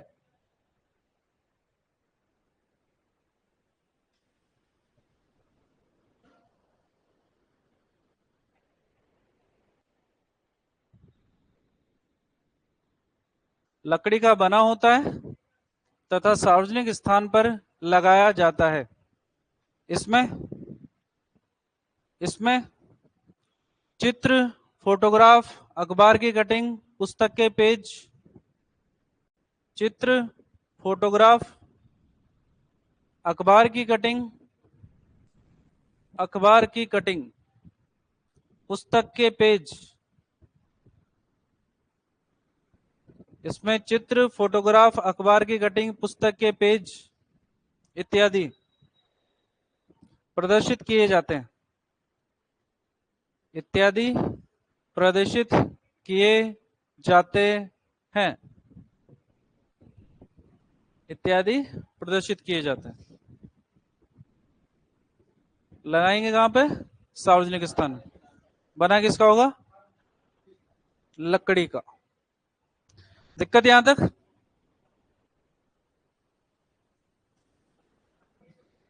स्पेसिमेन, मॉडल, सैंपल या ऑब्जेक्ट,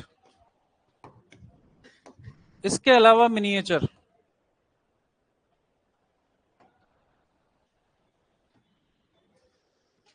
देखो इधर, स्पेसिमेन का मतलब होता है किसी चीज को वास्तविक रूप में प्रदर्शित करना, है ना?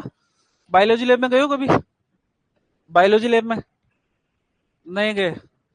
अरे बायोलॉजी ली होगी तो गए भी होंगे, ऐसी बात नहीं है ना? बिना लैब में गए कौन पास हो गया तुम्हारे में से? एग्रीकल्चर के अंदर भी बायोलॉजी तो आती होगी, नहीं आती? आती है कि नहीं आती? ठीक है चलो। बायोलॉजी लैब के अंदर देखा होगा कि कांच के डिब्बों के अंदर कुछ भी ऑर्गन वगैरह प्रदर्शित किए जाते हैं। नकली का ऑर्गन बना के रखते हैं, ओरिजिनल वाला? ओरिजिनल वाला वो क्या कहलाएगा? क्या कहलाएगा? स्पेसिमेन। ठीक है, तो स्पेसिमेन के द्वारा किसी वस्तु को वास्तविक रूप में प्रदर्शित किया जाता है। ओरिजिनल की ओरिजिनल ऐसे कैसे रख दी? हार्ट था, किसी जानवर का निकाला हुआ था, तो उन्होंने ऐसे कैसे प्रदर्शित कर दी। हड्डियां थी, हड्डियां ऐसे कैसे प्रदर्शित कर दी ओरिजिनल रूप के अंदर, वो तो क्या कहलाएगा? स्पेसिमेन। ठीक है, अगर कोई छोटा टुकड़ा या उसका कोई भाग हो तो उसको क्या बोलेंगे? ऑब्जेक्ट या सैंपल। फॉर एग्जाम्पल अगर बात करें, जैसे सैंपल कई बार देते हो, आप बीमार हो जाते हो तो हॉस्पिटल के अंदर सैंपल देके आते हो।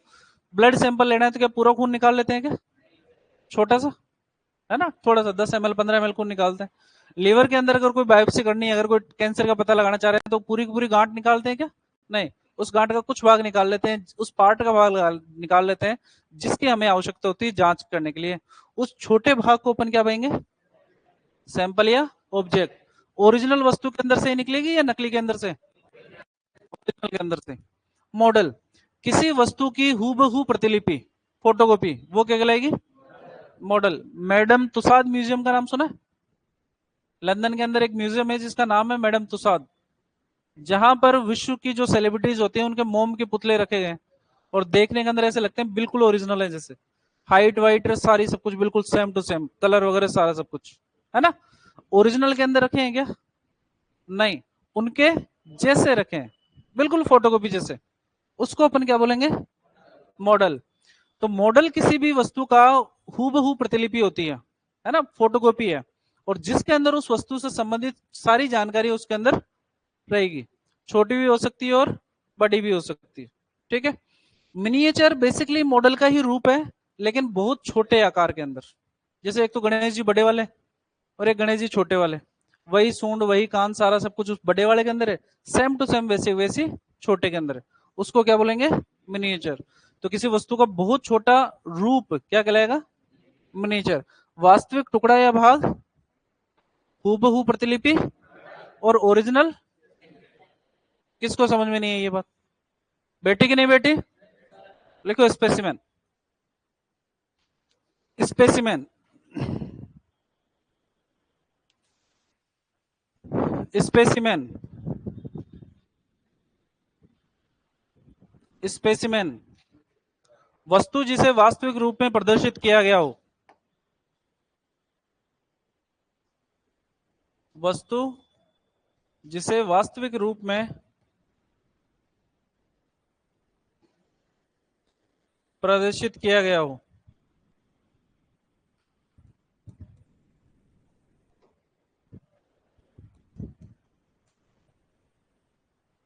क्या कहलाएगा?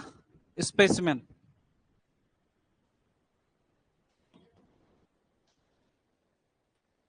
नेक्स्ट लिखो मॉडल, किसी वस्तु की हूबहू प्रतिलिपि,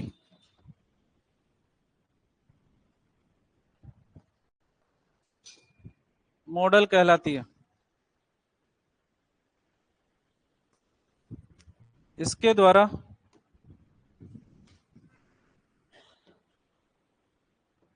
उस वस्तु की संपूर्ण जानकारी प्रदर्शित की जाती है।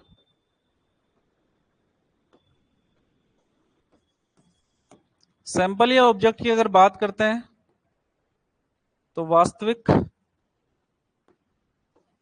टुकड़ा या भाग,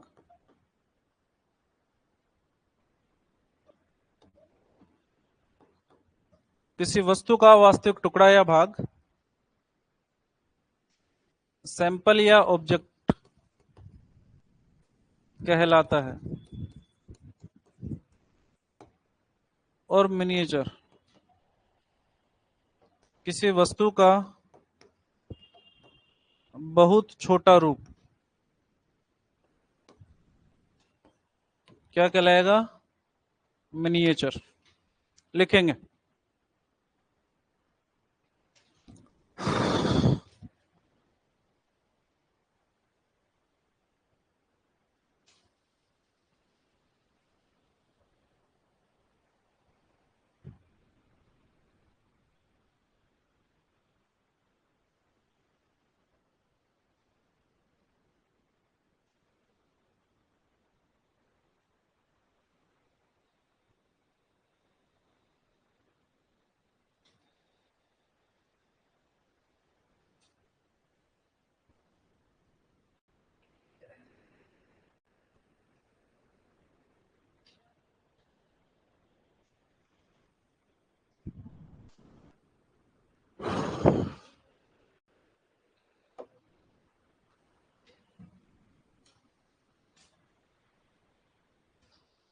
इनमें से किसी में भी लाइट सोर्स का इस्तेमाल किया गया अपन ने? अभी तक जितने भी अपन ने लिखे हैं इनके अंदर लाइट सोर्स का इस्तेमाल किया गया, इसीलिए इनको किसके अंदर रखा है? नॉन प्रोजेक्टेड विजुअल एड्स के अंदर रखा है ना? इनमें से कोई से भी आवाज करते हैं क्या? नहीं करते, क्योंकि अगर ये आवाज कर देते हैं तो non projected audio visual ads के अंदर रखते हैं।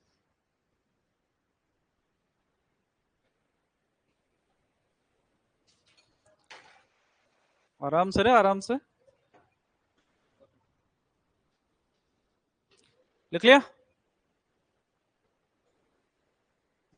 एक क्लास नाम लिखा था माइम, देखो पलट के देखो।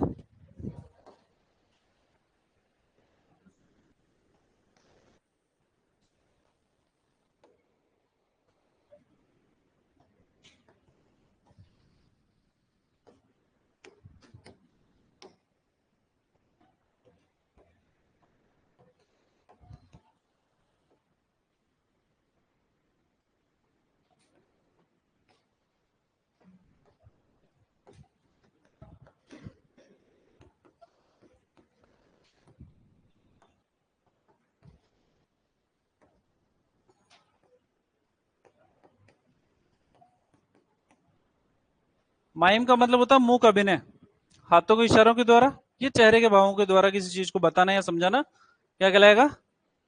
माइम।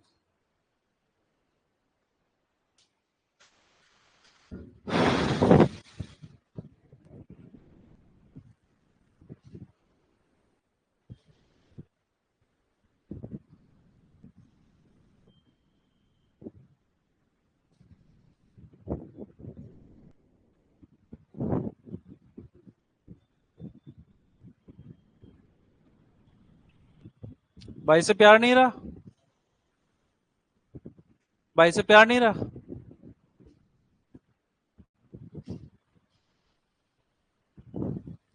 लिख लिया?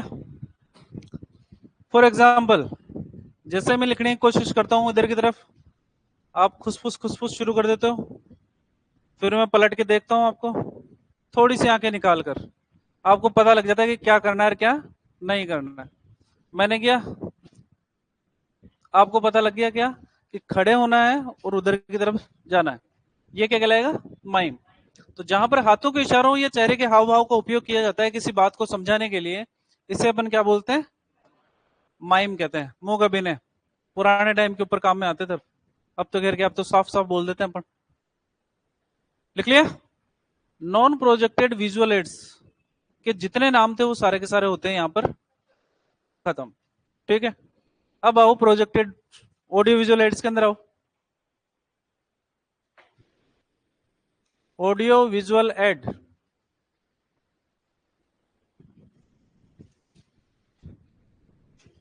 ऑडियो विजुअल एड के अंदर सबसे पहले देखोगे प्रोजेक्टेड विजुअल, प्रोजेक्टेड एवी एड्स। पहला नाम लिखा है टीवी। टीवी का मतलब क्या होता है? टेलीविजन, ऐसा ही होता है। टीवी का मतलब टेलीविजन। दूसरे नंबर पे लिखा है, मतलब क्या होता है? Liquid crystal display. क्या नाम है? वर्तमान के अंदर चल रही है एलईडी, इसको बोलते हैं लाइट इमिटिंग डायोड। उसके बाद में लिखा है लैपटॉप स्पीकर है, उसके अंदर मोबाइल लिखा है अपन ने, है ना? तो वो तो जानते हो, उसकी आवश्यकता है नहीं हमारे को, ठीक है। एक लिखा फीचर फिल्म, अपन ने मूवीज वगैरह देखने जाते हो आप, है ना? फिल्म्स, फिल्म जो आती है वो प्रोजेक्टेड ऑडियो विजुअल के अंदर आती है, क्योंकि इसे देखने के लिए या तो आपको टीवी की आवश्यकता पड़ेगी या सिनेमा हॉल में जाओगे।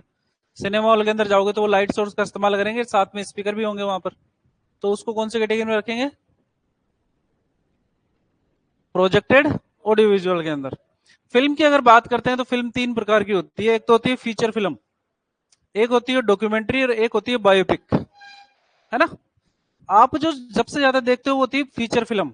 क्या वो देखते हो? फीचर फिल्म के अंदर क्या होता है? एक काल्पनिक कहानी होती है, उस काल्पनिक कहानी के अंदर एक एक्टर होगा, एक एक्ट्रेस होगी, विलन वगैरह वो सब कुछ होते हैं जो होते हैं। जैसे स्त्री 2 देखी होगी, एक काल्पनिक कहानी जिसके अंदर कुछ भी हो सकता है, आदमी होंगे औरत होंगे जो एक्टिंग करेंगे किसी और की, ठीक है। बायोपिक होती है, वो सत्य कहानी होती है, और उस बायोपिक के अंदर किसी की जीवनी होगी। जैसे एम एस धोनी, है ना? तो एम एस धोनी के अंदर एक्टिंग एम एस धोनी ने करी थी, या सुशांत सिंह राजपूत? तो वो क्या है? बायोपिक की श्रेणी के अंतर्गत आएगी। किसके अंतर्गत? बायोपिक। जीवनी मतलब एक तरीके से देखा जाए, है ना? कहानी किसी और की है लेकिन वो सत्य घटना है, और अभिनय कोई और कर रहा है, इसको इसको बोलेंगे बायोपिक। और एक होती है डॉक्यूमेंट्री। क्या होती है? डॉक्यूमेंट्री। पुराने टाइम के ऊपर, या अभी भी देखोगे तो जैसे जयपुर वगैरह की कोई जगह को दर्शाना चाहते हैं हम दर्शाना चाहते हैं कि ये आमेर है, ये नाहरगढ़ जयगढ़ सारे के सारे, तो वहां पर नाहरगढ़ आमेर की फुटेज होगी, बैकग्राउंड के अंदर एक वॉइस रहेगी जो आपको बता रहेगी ऐसा आमेर है, ये कुंड है, ये इतने छतरी शीश महल, ये सिटी पैलेस। जो बताने वाला आदमी है वो दिखेगा क्या आपको? नहीं दिखेगा आपको, है ना? सिर्फ बैकग्राउंड के अंदर आवाज आएगी। ऐसी मूवीज को अपन क्या बोलते हैं? डॉक्यूमेंट्री। क्या बोलते हैं? डॉक्यूमेंट्री। तो तीनों ही कैटेगरी के अंदर वो कौन सी कैटेगरी में आएंगी?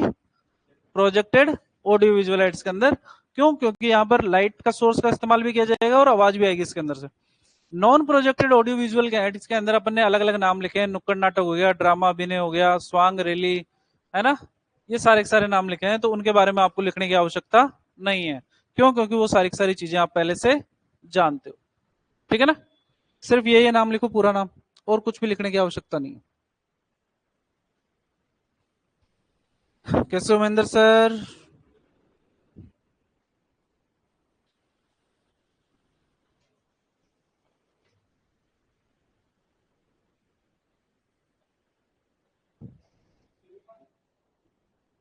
कल का भरा हुआ है वो।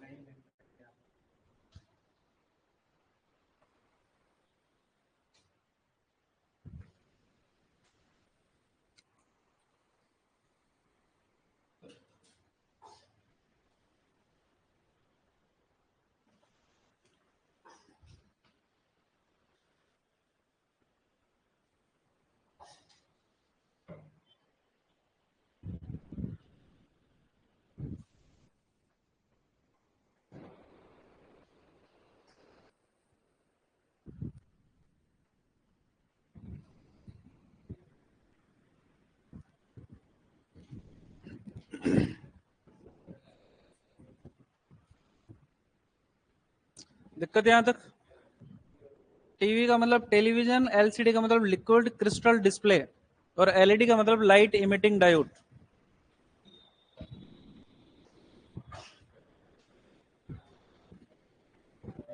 CRYSTAL, crystal. अच्छा, पहले जो टीवी चलते थे वो तो पता ही है आपको। फिर उसके बाद में आया फ्लैट पैनल का जमाना, जिसके अंदर थी एलसीडी। एलसीडी की प्रॉब्लम ये थी कि दिख तो अच्छी रही थी हमारे को, लेकिन उसकी प्रॉब्लम ये थी कि सामने बैठोगे तो ही दिखेगी। अगर थोड़ा सा साइड में हो गया आप, तो आपको कलर कॉन्ट्रास्ट नहीं मिलता था उसके अंदर। उस कलर कॉन्ट्रास्ट वाली कमी को दूर किया किसने? एलईडी ने। तो ये जो सामने आप देख रहे हो ना, ये ठीक है, अपन बोर्ड बोल रहे हैं, लिख रहे हैं, काम में ले रहे हैं, बाकी सब कुछ चलता है इसके अंदर, अपने आप में कंप्यूटर है ये एलईडी है। आप कोई से कोने में बैठ जाओ, वहां से बैठे हो तो भी इतना कितना ही दिख रहा है, यहाँ से बैठे हो तो भी इतना ही, सामने बैठ रहे हो तो भी इतना ही। तो एलसीडी की जो कमी थी ना एंगल वाली, उस कमी को दूर किसने किया? एलईडी ने। फिर इसके अंदर फिर अलग अलग थोड़े से आजकल ओएलईडी या क्यूएलईडी आने लग गई है, 4K वगैरह आने लग गए हैं आजकल। तो वो क्वालिटी पे डिपेंड करते हैं, आपको नाम नाम याद रखना है। यहां पर हमारे ऑडियो विजुअल एड्स होते हैं। खत्म। कितने पेज लिखे?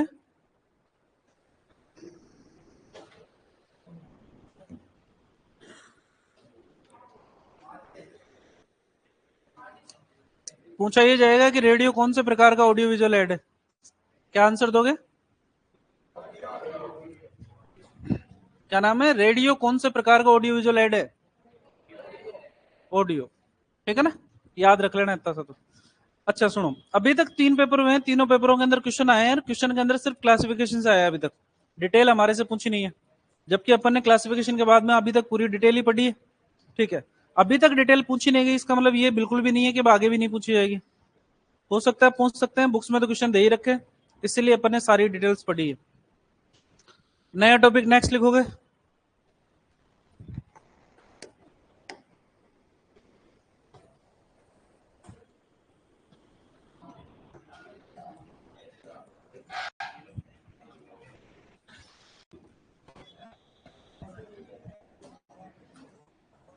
लीडर एवं लीडरशिप।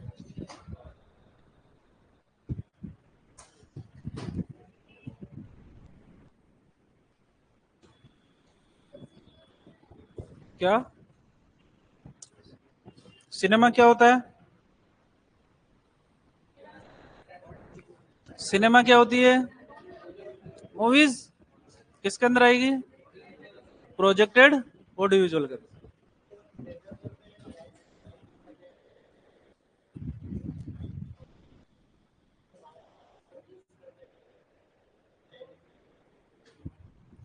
प्रोजेक्टर ही तो हो गए वो। अच्छा, कुछ भी दिखाते हैं, आवाज तो आती है ना, आवाज तो आती है ना, देख भी रहे हो और आवाज भी आ रही है, कौन सी कैटेगरी में आ गए? ऑडियो विजुअल के अंदर। चूंकि इस्तेमाल लाइट सोर्स का कर रहे हैं, तो प्रोजेक्टेड ऑडियो विजुअल के अंदर। चलो, नाम तो जानते हो आप, नेता, आपकी क्लास के अंदर भी कई नेता है ना। तो क्या? नहीं, तो मैंने थोड़ी कहा कौन है, मैंने तो वैसे बोल दिया नेता। नेता का मतलब क्या होता है वैसे बताओ? जो अपनी टीम को साथ लेकर चले। और अच्छा, आजकल का नेता का मतलब होता है लेता। क्या होता है? लेता। क्या लेता? ऐसा ही होता है। चलो, सरपंच साहब ने सरपंच का चुनाव लड़ा, लोगों की सिंपैथी आ गई, सरपंच साहब को जिता दिया, सरपंच साहब ने 1 साल के अंदर स्कॉर्पियो लाके खड़ी कर दी, है ना। तो सरपंच साहब नेता ही तो थे, किसके लिए थे? लोगों के लिए। ऐसा ही होता है। चलो, ये तो कहने की बात हो गई, हम यहाँ पर पढ़ रहे हैं वो आइडियल नेताओं की बात करें, आदर्श नेता कैसा होता है। ठीक है, नेता आप उसको कहोगे जो अपने वंशानुगत या अर्जित गुणों का उपयोग करेगा। वंशानुगत गुणों के अंदर अगर बात करते हैं तो नेता का बेटा भी नेता ही है ना। जैसे फॉर एग्जाम्पल अगर बात करें, राजेश पायलट साहब थे, नाम जान दो। आज के टाइम सचिन पायलट साहब हैं। ठीक है, तो राजेश पायलट जी थे तब तक सचिन पायलट साहब को कोई जानते नहीं थे, लेकिन जैसे राजेश पायलट जी की दुर्घटना के अंदर निधन हुआ, उसके बाद में सचिन पायलट जी अपने आप के अंदर आ गए, है ना। ट्रेनिंग वगैरह लेने गए थे क्या कहीं पे भी? नहीं, विरासत के अंदर मिली। गांधी परिवार को देख लो, राहुल गांधी जी चल रहे हैं अभी भी, इंदिरा गांधी, सोनिया गांधी, सारे गांधी चलते चलते राहुल गांधी है। ये कौन से गुण है? वंशानुगत, यानी कि एक पीढ़ी से दूसरी पीढ़ी वाले। ऐसा ही होता है। ठीक है, अभी एक नए नेताजी का नाम सुना होगा आपने, जो शिव से विधायक हैं, रविंद्र भाटी। उनके पिताजी कोई थे क्या नेतागिरी के अंदर, कोई विधायक थे क्या? नहीं। उन्होंने चुनाव लड़ा जेएनयू के अंदर, जोधपुर नेशनल यूनिवर्सिटी के अंदर, वहां से प्रेसिडेंट पद पे लड़े गए, और उसके बाद के अंदर उन्होंने चुनाव लड़ा शिव से, टिकट मांगा दोनों पार्टियों से, नहीं दिया, निर्दलीय विधायक बने वहां से और जीते। क्यों? क्योंकि वो गुण उनके अंदर, खुद के अंदर थे, अर्जित गुण थे उनके। या कहीं पर ट्रेनिंग लेके आए थे वो भी? नहीं, विरासत में मिली नहीं, ट्रेनिंग ली नहीं, ऐसे गुणों को हम बोलते हैं अर्जित गुण, जिन्होंने अपने आप ही एक्वायर किया। ऐसे गुणों को क्या बोलेंगे? अर्जित गुण। तो नेता के अंदर या तो वंशानुगत गुण होंगे या अर्जित गुण होंगे, और वो नेता आपके व्यवहार को प्रभावित करेंगे। किसको करेंगे? आपके व्यवहार को। कोई भी नेता होगा, शिव वाले लोग भाटी साहब को जानते थे क्या पहले? नहीं जानते थे। ठीक है, फिर लोगों से मिलना शुरू किया, तो लोग उनकी बातों से प्रभावित हुए। मोदी जी गुजरात के मुख्यमंत्री, उस टाइम पर लोग जानते थे कि ज्यादा नहीं जानते थे। फिर लोग, मोदी जी की आई बातें, हम ये कर देंगे, हम वो कर देंगे, 15 लाख रुपए दे देंगे, काला धन ला देंगे, आपकी सोच प्रभावित हुई। फिर मीडिया के अंदर इन्फ्लुएंस भी सारा का सारा। आजकल होता क्या है, नेता बात तो कम बोलता है, लेकिन मीडिया हाईलाइट उसको कितना करता है, वो उस बात पे डिपेंड करता है। आप अगर अखबार पढ़ते हो तो आपको 10 नेताओं की जानकारी होगी। अगर आप अखबार नहीं पढ़ रहे हो, आपको एक भी नेता के बारे में जानकारी नहीं होगी। ठीक है। इसके अलावा सोशल मीडिया का अगर आप उपयोग करते हो, और थोड़ा सा भी अगर पॉलिटिकल इंटरेस्ट है आपका, तो भी आप नेताओं के बारे में जानना शुरू कर देते हो। बाकी वैसे आप पता ही नहीं लगा सकते भाई कौन सा नेता कैसा है। ठीक है। आज के टाइम पे सही और गलत का फैसला आप और हम नहीं करते, सही गलत का फैसला करता है मीडिया। अखबार के अंदर लिखा है मोदी जी बहुत अच्छे, केजरीवाल बहुत खराब, हम भी मान लेते हैं कि हाँ मोदी जी बहुत अच्छे, केजरीवाल बहुत खराब। मोदी जी ने कह दिया 15 लाख रुपए दे देंगे, बाद में अमित शाह साहब ने कह दिया कि नहीं साहब जुमला था ये, तो बोल देते हैं कुछ भी। लोगों की याददाश्त बहुत कमजोर होती है, लेकिन बात इतनी है कि उस आदमी ने आपके विचारों को प्रभावित कितना किया है, वही अपने आप में कौन सा गुण कहलाएगा? नेतृत्व कहलाएगा। तो नेता वो होगा, वो व्यक्ति होगा जो अपने अर्जित तथा वंशानुगत गुणों के द्वारा लोगों की भावनाओं को प्रभावित करता है और उन्हें एक निश्चित दिशा की ओर लेकर जाता है ना? निश्चित दिशा से मतलब है सही दिशा की तरफ। नेता तो पाकिस्तान के अंदर भी होते हैं, वो बोल देते हैं कि जाओ भारत में बम फोड़ के आओ, क्या उनको नेता मानोगे? बोलने के लिए तो नेता है, लेकिन क्या वो नेतागिरी के लायक है? नहीं है। तो लोगों की भावनाओं को प्रदर्शित तो करना है, लेकिन उन्हें सही दिशा की तरफ लेकर जाना है, ना कि गलत दिशा की तरफ लेकर जाना है। ऐसे व्यक्ति को ही अपन क्या बोलेंगे? नेता। और नेता के उस गुण को ही अपन क्या बोलते हैं? नेतृत्व बोलते हैं। प्रकार पढ़ने हैं नेतृत्व के, प्रकार पढ़ने हैं नेता के। लिखना शुरू करो, नेता, हेडिंग डालो नेता।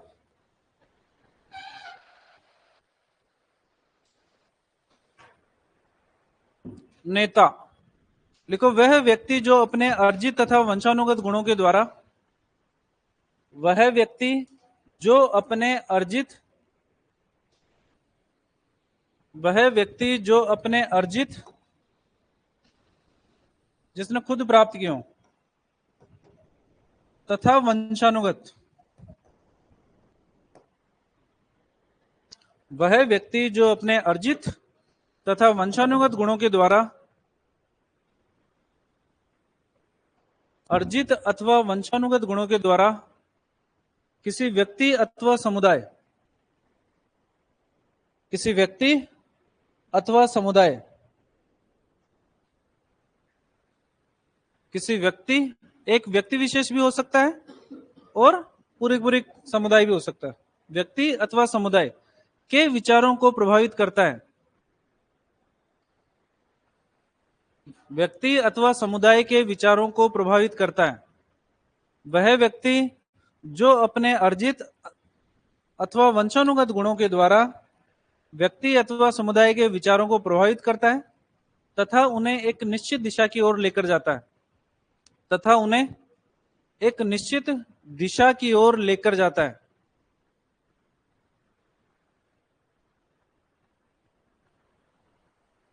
तथा उन्हें एक निश्चित दिशा की ओर लेकर जाता है,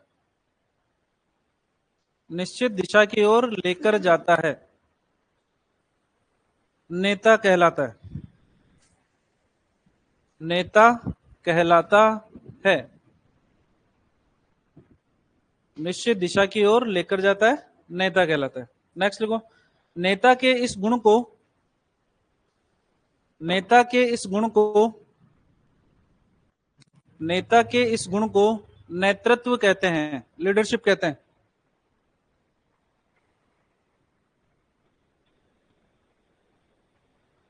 नेता के उस गुण को नेतृत्व कहते हैं, लीडरशिप कहते हैं। ठीक है ना। नेक्स्ट लाइन को, नेतृत्व वह प्रक्रिया है जिसके द्वारा, नेतृत्व वह प्रक्रिया है जिसके द्वारा, नेतृत्व वह प्रक्रिया है जिसके द्वारा, नेतृत्व वह प्रक्रिया है जिसके द्वारा, नेतृत्व वह प्रक्रिया है जिसके द्वारा कोई व्यक्ति,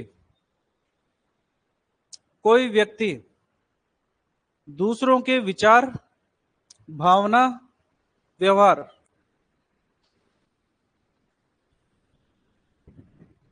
नेतृत्व वह प्रक्रिया है जिसके द्वारा कोई व्यक्ति दूसरों के विचार, भावना, व्यवहार इत्यादि को प्रभावित करता है, इत्यादि को प्रभावित करता है, इत्यादि को प्रभावित करता है, इत्यादि को प्रभावित करता है तथा उन्हें दिशा प्रदान करता है, तथा उन्हें दिशा प्रदान करता है, तथा उन्हें दिशा प्रदान करता है। क्या प्रदान करता है? दिशा। किम जोंग का नाम सुना है? कहां का नेता है? South Korea. आपको पता है नॉर्थ कोरिया, साउथ कोरिया, वो भी नेता ही अपने आप के अंदर। हिटलर भी अपने आप में नेता ही था, लोग बात मानते ही थे ना, है ना। क्या चाहूं, चिंग चोंग चुंग। हेडिंग डालो, नेतृत्व के प्रकार।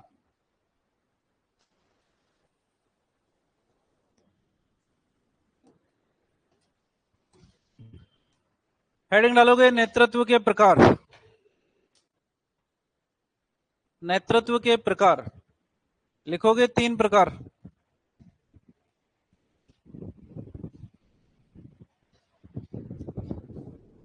नेतृत्व के प्रकार, और लिखोगे कितने प्रकार? देखो इधर बाद में लिखोगे। सबसे पहले आता है निरंकुश नेतृत्व, दूसरे नंबर पे आता है लोकतांत्रिक,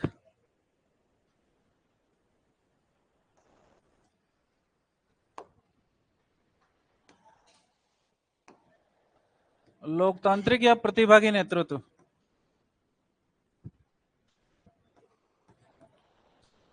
और तीसरे नंबर पे आता है अधिकार विहीन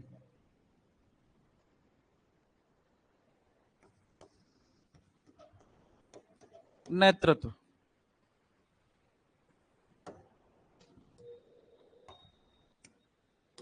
पहले नंबर पे आता है निरंकुश नेतृत्व।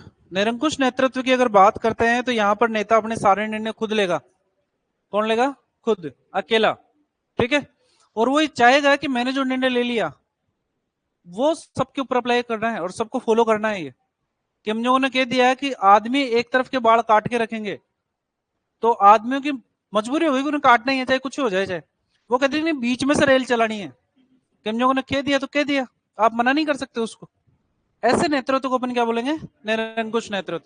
यानी कि सारे के सारे निर्णय अकेले लेगा, है ना, किसी से पूछना कुछ नहीं। ठीक है। और वो ये चाहेगा कि जो मैंने निर्णय लिए हैं उस निर्णयों की पालना भी सुनिश्चित की जाए। कह दिया जो कह दिया। ऐसा नेतृत्व क्या कहलाएगा? निरंकुश। लोकतांत्रिक या प्रतिभागी नेतृत्व, लोकतांत्रिक या प्रतिभागी नेतृत्व के अंदर नेता अपने अधिकारों का विकेंद्रीकरण करता है, यानी कि सारे के सारे अधिकार खुद के पास ना रखकर अपने सहयोगियों को विभाजित करेगा और कोई भी निर्णय लेने से पहले अपने सहयोगियों को पूछेगा। ऐसे नेतृत्व को क्या बोलेंगे? लोकतांत्रिक या प्रतिभागी नेतृत्व। ठीक है। मोदी जी अपने आप के अंदर पूरे सर्वे हैं बीजेपी के, है कि नहीं है? ठीक है। क्या मोदी जी अकेले डिसीजन ले सकते हैं?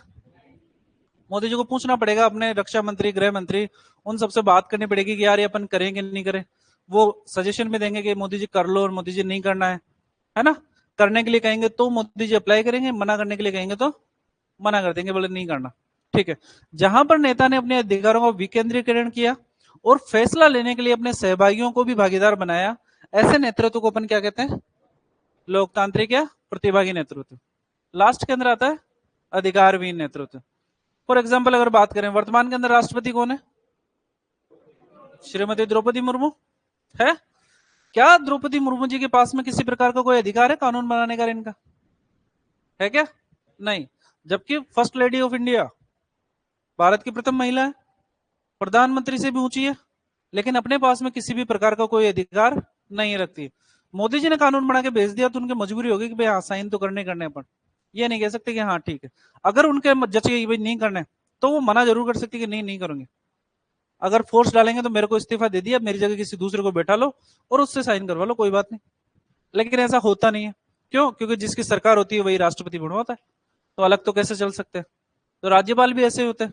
सरकार तो मुख्यमंत्री चलाता है, राज्यपाल नाम का नेता होता है जिसके पास में फाइल सेंक्शन होने के लिए आती है। ऐसे नेतृत्व को अपन क्या कहते हैं? अधिकारहीन नेतृत्व। जहां पर नेता अपने सारे अधिकारी प्रतिभागियों को देगा और प्रतिभागी जो निर्णय लेंगे वही नेता मान लेगा, ऐसे नेतृत्व को अपन क्या कहेंगे? अधिकारहीन नेतृत्व। सबसे अच्छा कौन सा? लोकतांत्रिक या प्रतिभागी। अकेले निर्णय लेगा तो वो बात नहीं हो सकती। हो सकता है गलत निर्णय भी ले, हो सकता है सही निर्णय भी ले ले, लेकिन अगर निर्णय लेने से पहले अगर 10 आदमियों से पूछा जाएगा तो उस केस के अंदर हम ये मान के चलते हैं कि 10 आदमी 10 तरीके की राय देंगे, कोई अच्छी बात तो निकल कर आएगी। तो डिसीजन लेने के लिए हमारे पास में आसानी होगी। और डिसीजन अगर लोगे तो आपके पास में पावर भी होनी चाहिए कि डिसीजन तो ले लिया, लेकिन अगर आपके पास में पावर नहीं है तो उसका भी मतलब नहीं है। तो अधिकारहीन नेतृत्व के अंदर ठीक है फर्स्ट महिला तो है, लेकिन अगर अपने पास में किसी प्रकार की कोई पावर नहीं है, इसलिए ये भी हमारे काम का नहीं है। इसलिए सबसे अच्छा कौन सा है? लोकतांत्रिक या प्रतिभागी नेतृत्व। हेडिंग डालोगे निरंकुश नेतृत्व। निरंकुश नेतृत्व।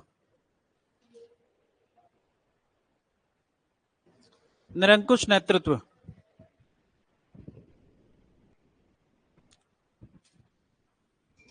नेतृत्व के प्रकार हेडिंग डालिए और सबसे पहले लिख रहे हैं निरंकुश नेतृत्व।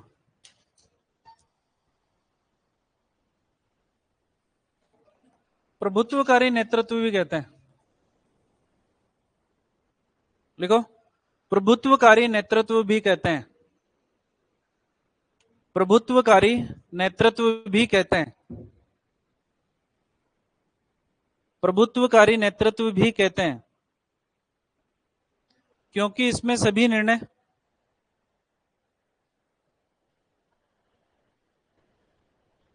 क्योंकि इसमें सभी निर्णय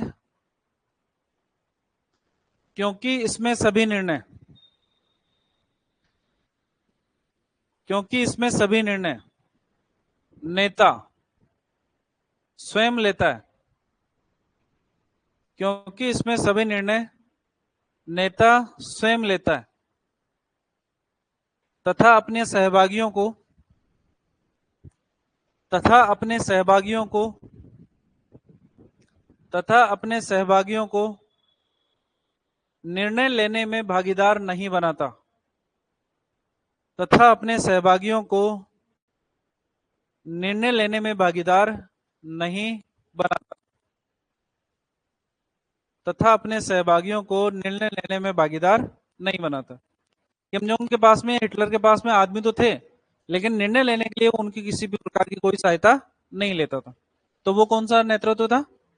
कुछ नेतृत्व या प्रभुत्वकारी नेतृत्व। ठीक है ना? तथा इसमें तथा इसमें नेता चाहता है कि तथा इसमें नेता चाहता है कि तथा इसमें नेता चाहता है कि तथा इसमें नेता चाहता है कि उसके सभी निर्णयों की पालना उसके सभी निर्णयों की पालना उसके सभी निर्णयों की पालना सुनिश्चित की जाए।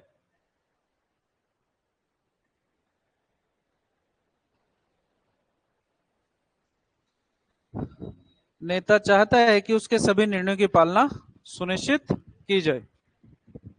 कौन सा नेतृत्व? निरंकुश नेतृत्व। दूसरे नंबर पे वो लोकतांत्रिक या प्रतिभागी नेतृत्व।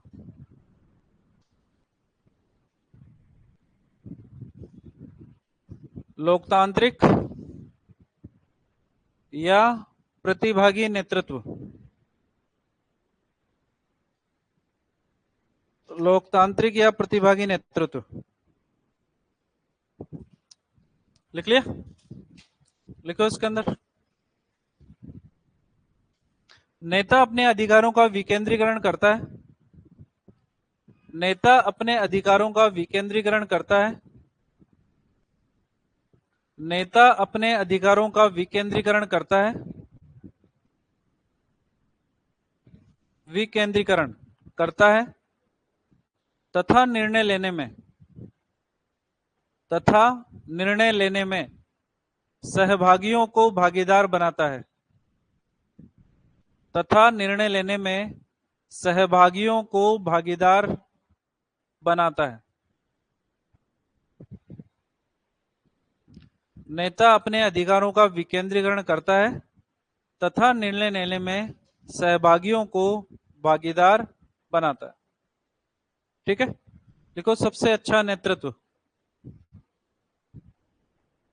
सबसे अच्छा नेतृत्व, लिखो लोकतांत्रिक या प्रतिभागी नेतृत्व। लोकतांत्रिक या प्रतिभागी नेतृत्व।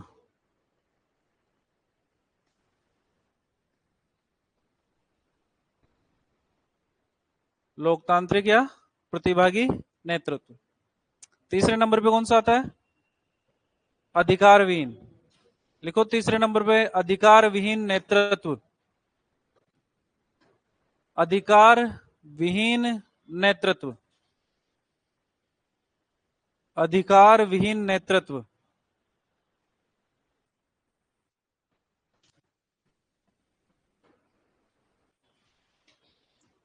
ठीक है, लिखो नेता अपने सभी अधिकार,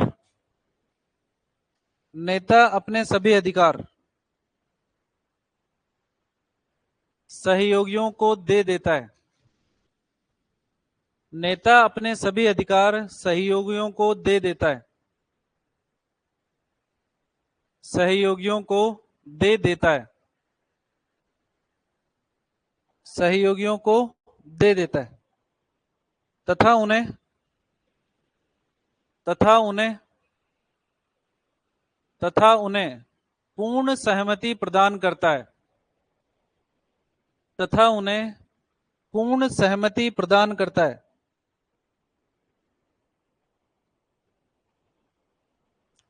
तथा उन्हें पूर्ण सहमति प्रदान करता है जिससे वे अपने लक्ष्यों, जिससे वो अपने लक्ष्यों, जिससे वो अपने लक्ष्यों तथा नीतियों को प्राप्त कर सकें। जिससे वे अपने लक्ष्यों तथा नीतियों को प्राप्त कर सके।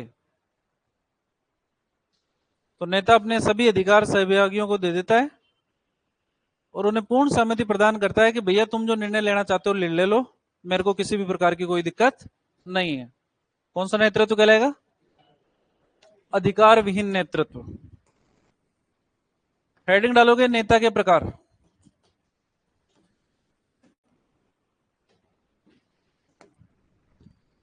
नेता के प्रकार।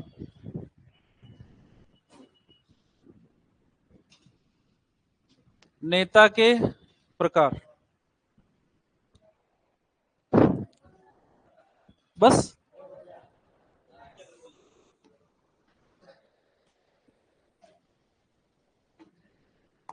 हेडिंग डालो इसके अंदर औपचारिक नेता।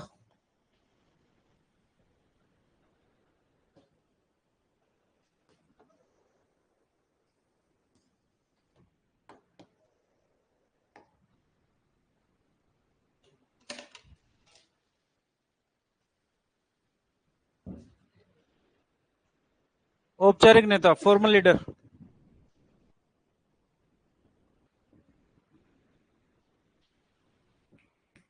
लिख लिया? बहुत इतना, चलो वैसे बता देते हैं। नेता तीन प्रकार के होते हैं: औपचारिक नेता, अनौपचारिक नेता और अन्य नेता। औपचारिक नेता जो होंगे उन्हें तीन तरीके से चुना जाएगा, या तो चुनाव होगी, या नियुक्ति होगी, या नामांकन होगा। फॉर एग्जाम्पल बात करें चुनाव के लिए, सरपंच बनता है किससे बनता है? चुनाव से। विधायक बनता है चुनाव से, है ना? सांसद बनता है चुनाव से। तो वो कौन सा नेता कहलाएगा? औपचारिक नेता। नियुक्ति, पोस्टिंग दी जाएगी, पोस्टिंग दी जाएगी, आपकी पोस्टिंग होगी, मेरी पोस्टिंग हो चुकी है, ठीक है। तो जहां पर पोस्टिंग होगी वो भी कौन सी कैटेगरी में आएगा। और तीसरा नाम आता है नामांकन या नॉमिनेशन। जैसे अब अभी के टाइम पे बोर्ड अध्यक्ष कौन है, आलोक राज जी। आलोक राज जी का कोई एग्जाम हुआ था क्या, नहीं, इंटरव्यू, सरकार ने नॉमिनेट कर दिया कि आलोक राज जी बोर्ड अध्यक्ष है ना, नामांकन कर दिया उन्होंने सिर्फ, वो अपने आप में। तो चुनाव, नियुक्ति या नामांकन, इन तीन चीजों के द्वारा चुने जाएंगे और इनके पास में कोई ना कोई विशेष पद जरूर होगा, पोस्ट होगी हमारे पास में। सरपंच चुनाव बन के आए तो सरपंच की पोस्ट पे है, आप पोस्टिंग हुई है तो आपके पास में एलआईसी की पोस्ट है, आलोक राज जी के पास में बोर्ड अध्यक्ष की पोस्ट है, आरपीएससी अध्यक्ष होगा उसके पास में पोस्ट है। तो चुनाव, नियुक्ति या नामांकन के द्वारा बनाए जाएंगे और इनके पास में एक विशेष पद होगा। सामाजिक और आर्थिक उत्थान के अंदर इनका योगदान महत्वपूर्ण होगा। क्यों, क्योंकि सरपंच या एमएलए या विधायक जो भी बन रहा है तो वो अपने आप के अंदर पूरे लोगों के लिए काम करेगा और उनके सामाजिक और आर्थिक उत्थान के अंदर इनका योगदान भी रहेगा। एक आते हैं अनौपचारिक नेता। अनौपचारिक नेता के पास में ना तो चुनाव से होगा, ना नियुक्ति होगी, ना पोस्टिंग होगी, कोई पद भी नहीं होगा, ठीक है ना। कई बार ऐसा ना तो गांव के अंदर कोई बूढ़ा डोकरा कि बाबा ने कह दिया तो ठीक है, चलो सही बात ही बोलेगा, मंदिर का पुजारी हो गया कि पंडित जी कह रहे हैं तो सही होगा, ऐसे नेता। तो समाज के आकर्षक और जिनकी चलने वाली जो छवि रहती है कि जिनकी बातें मानते हैं लोग बाग, ऐसे नेता को अपन क्या बोलते हैं, अनौपचारिक नेता। अनौपचारिक नेता के पास में किसी प्रकार का कोई पद नहीं होता, ठीक है ना। वो लेकिन ठीक है, उनका इंटरेस्ट रहता है कि हाँ थोड़ी सी नेतागिरी कर लें अपन।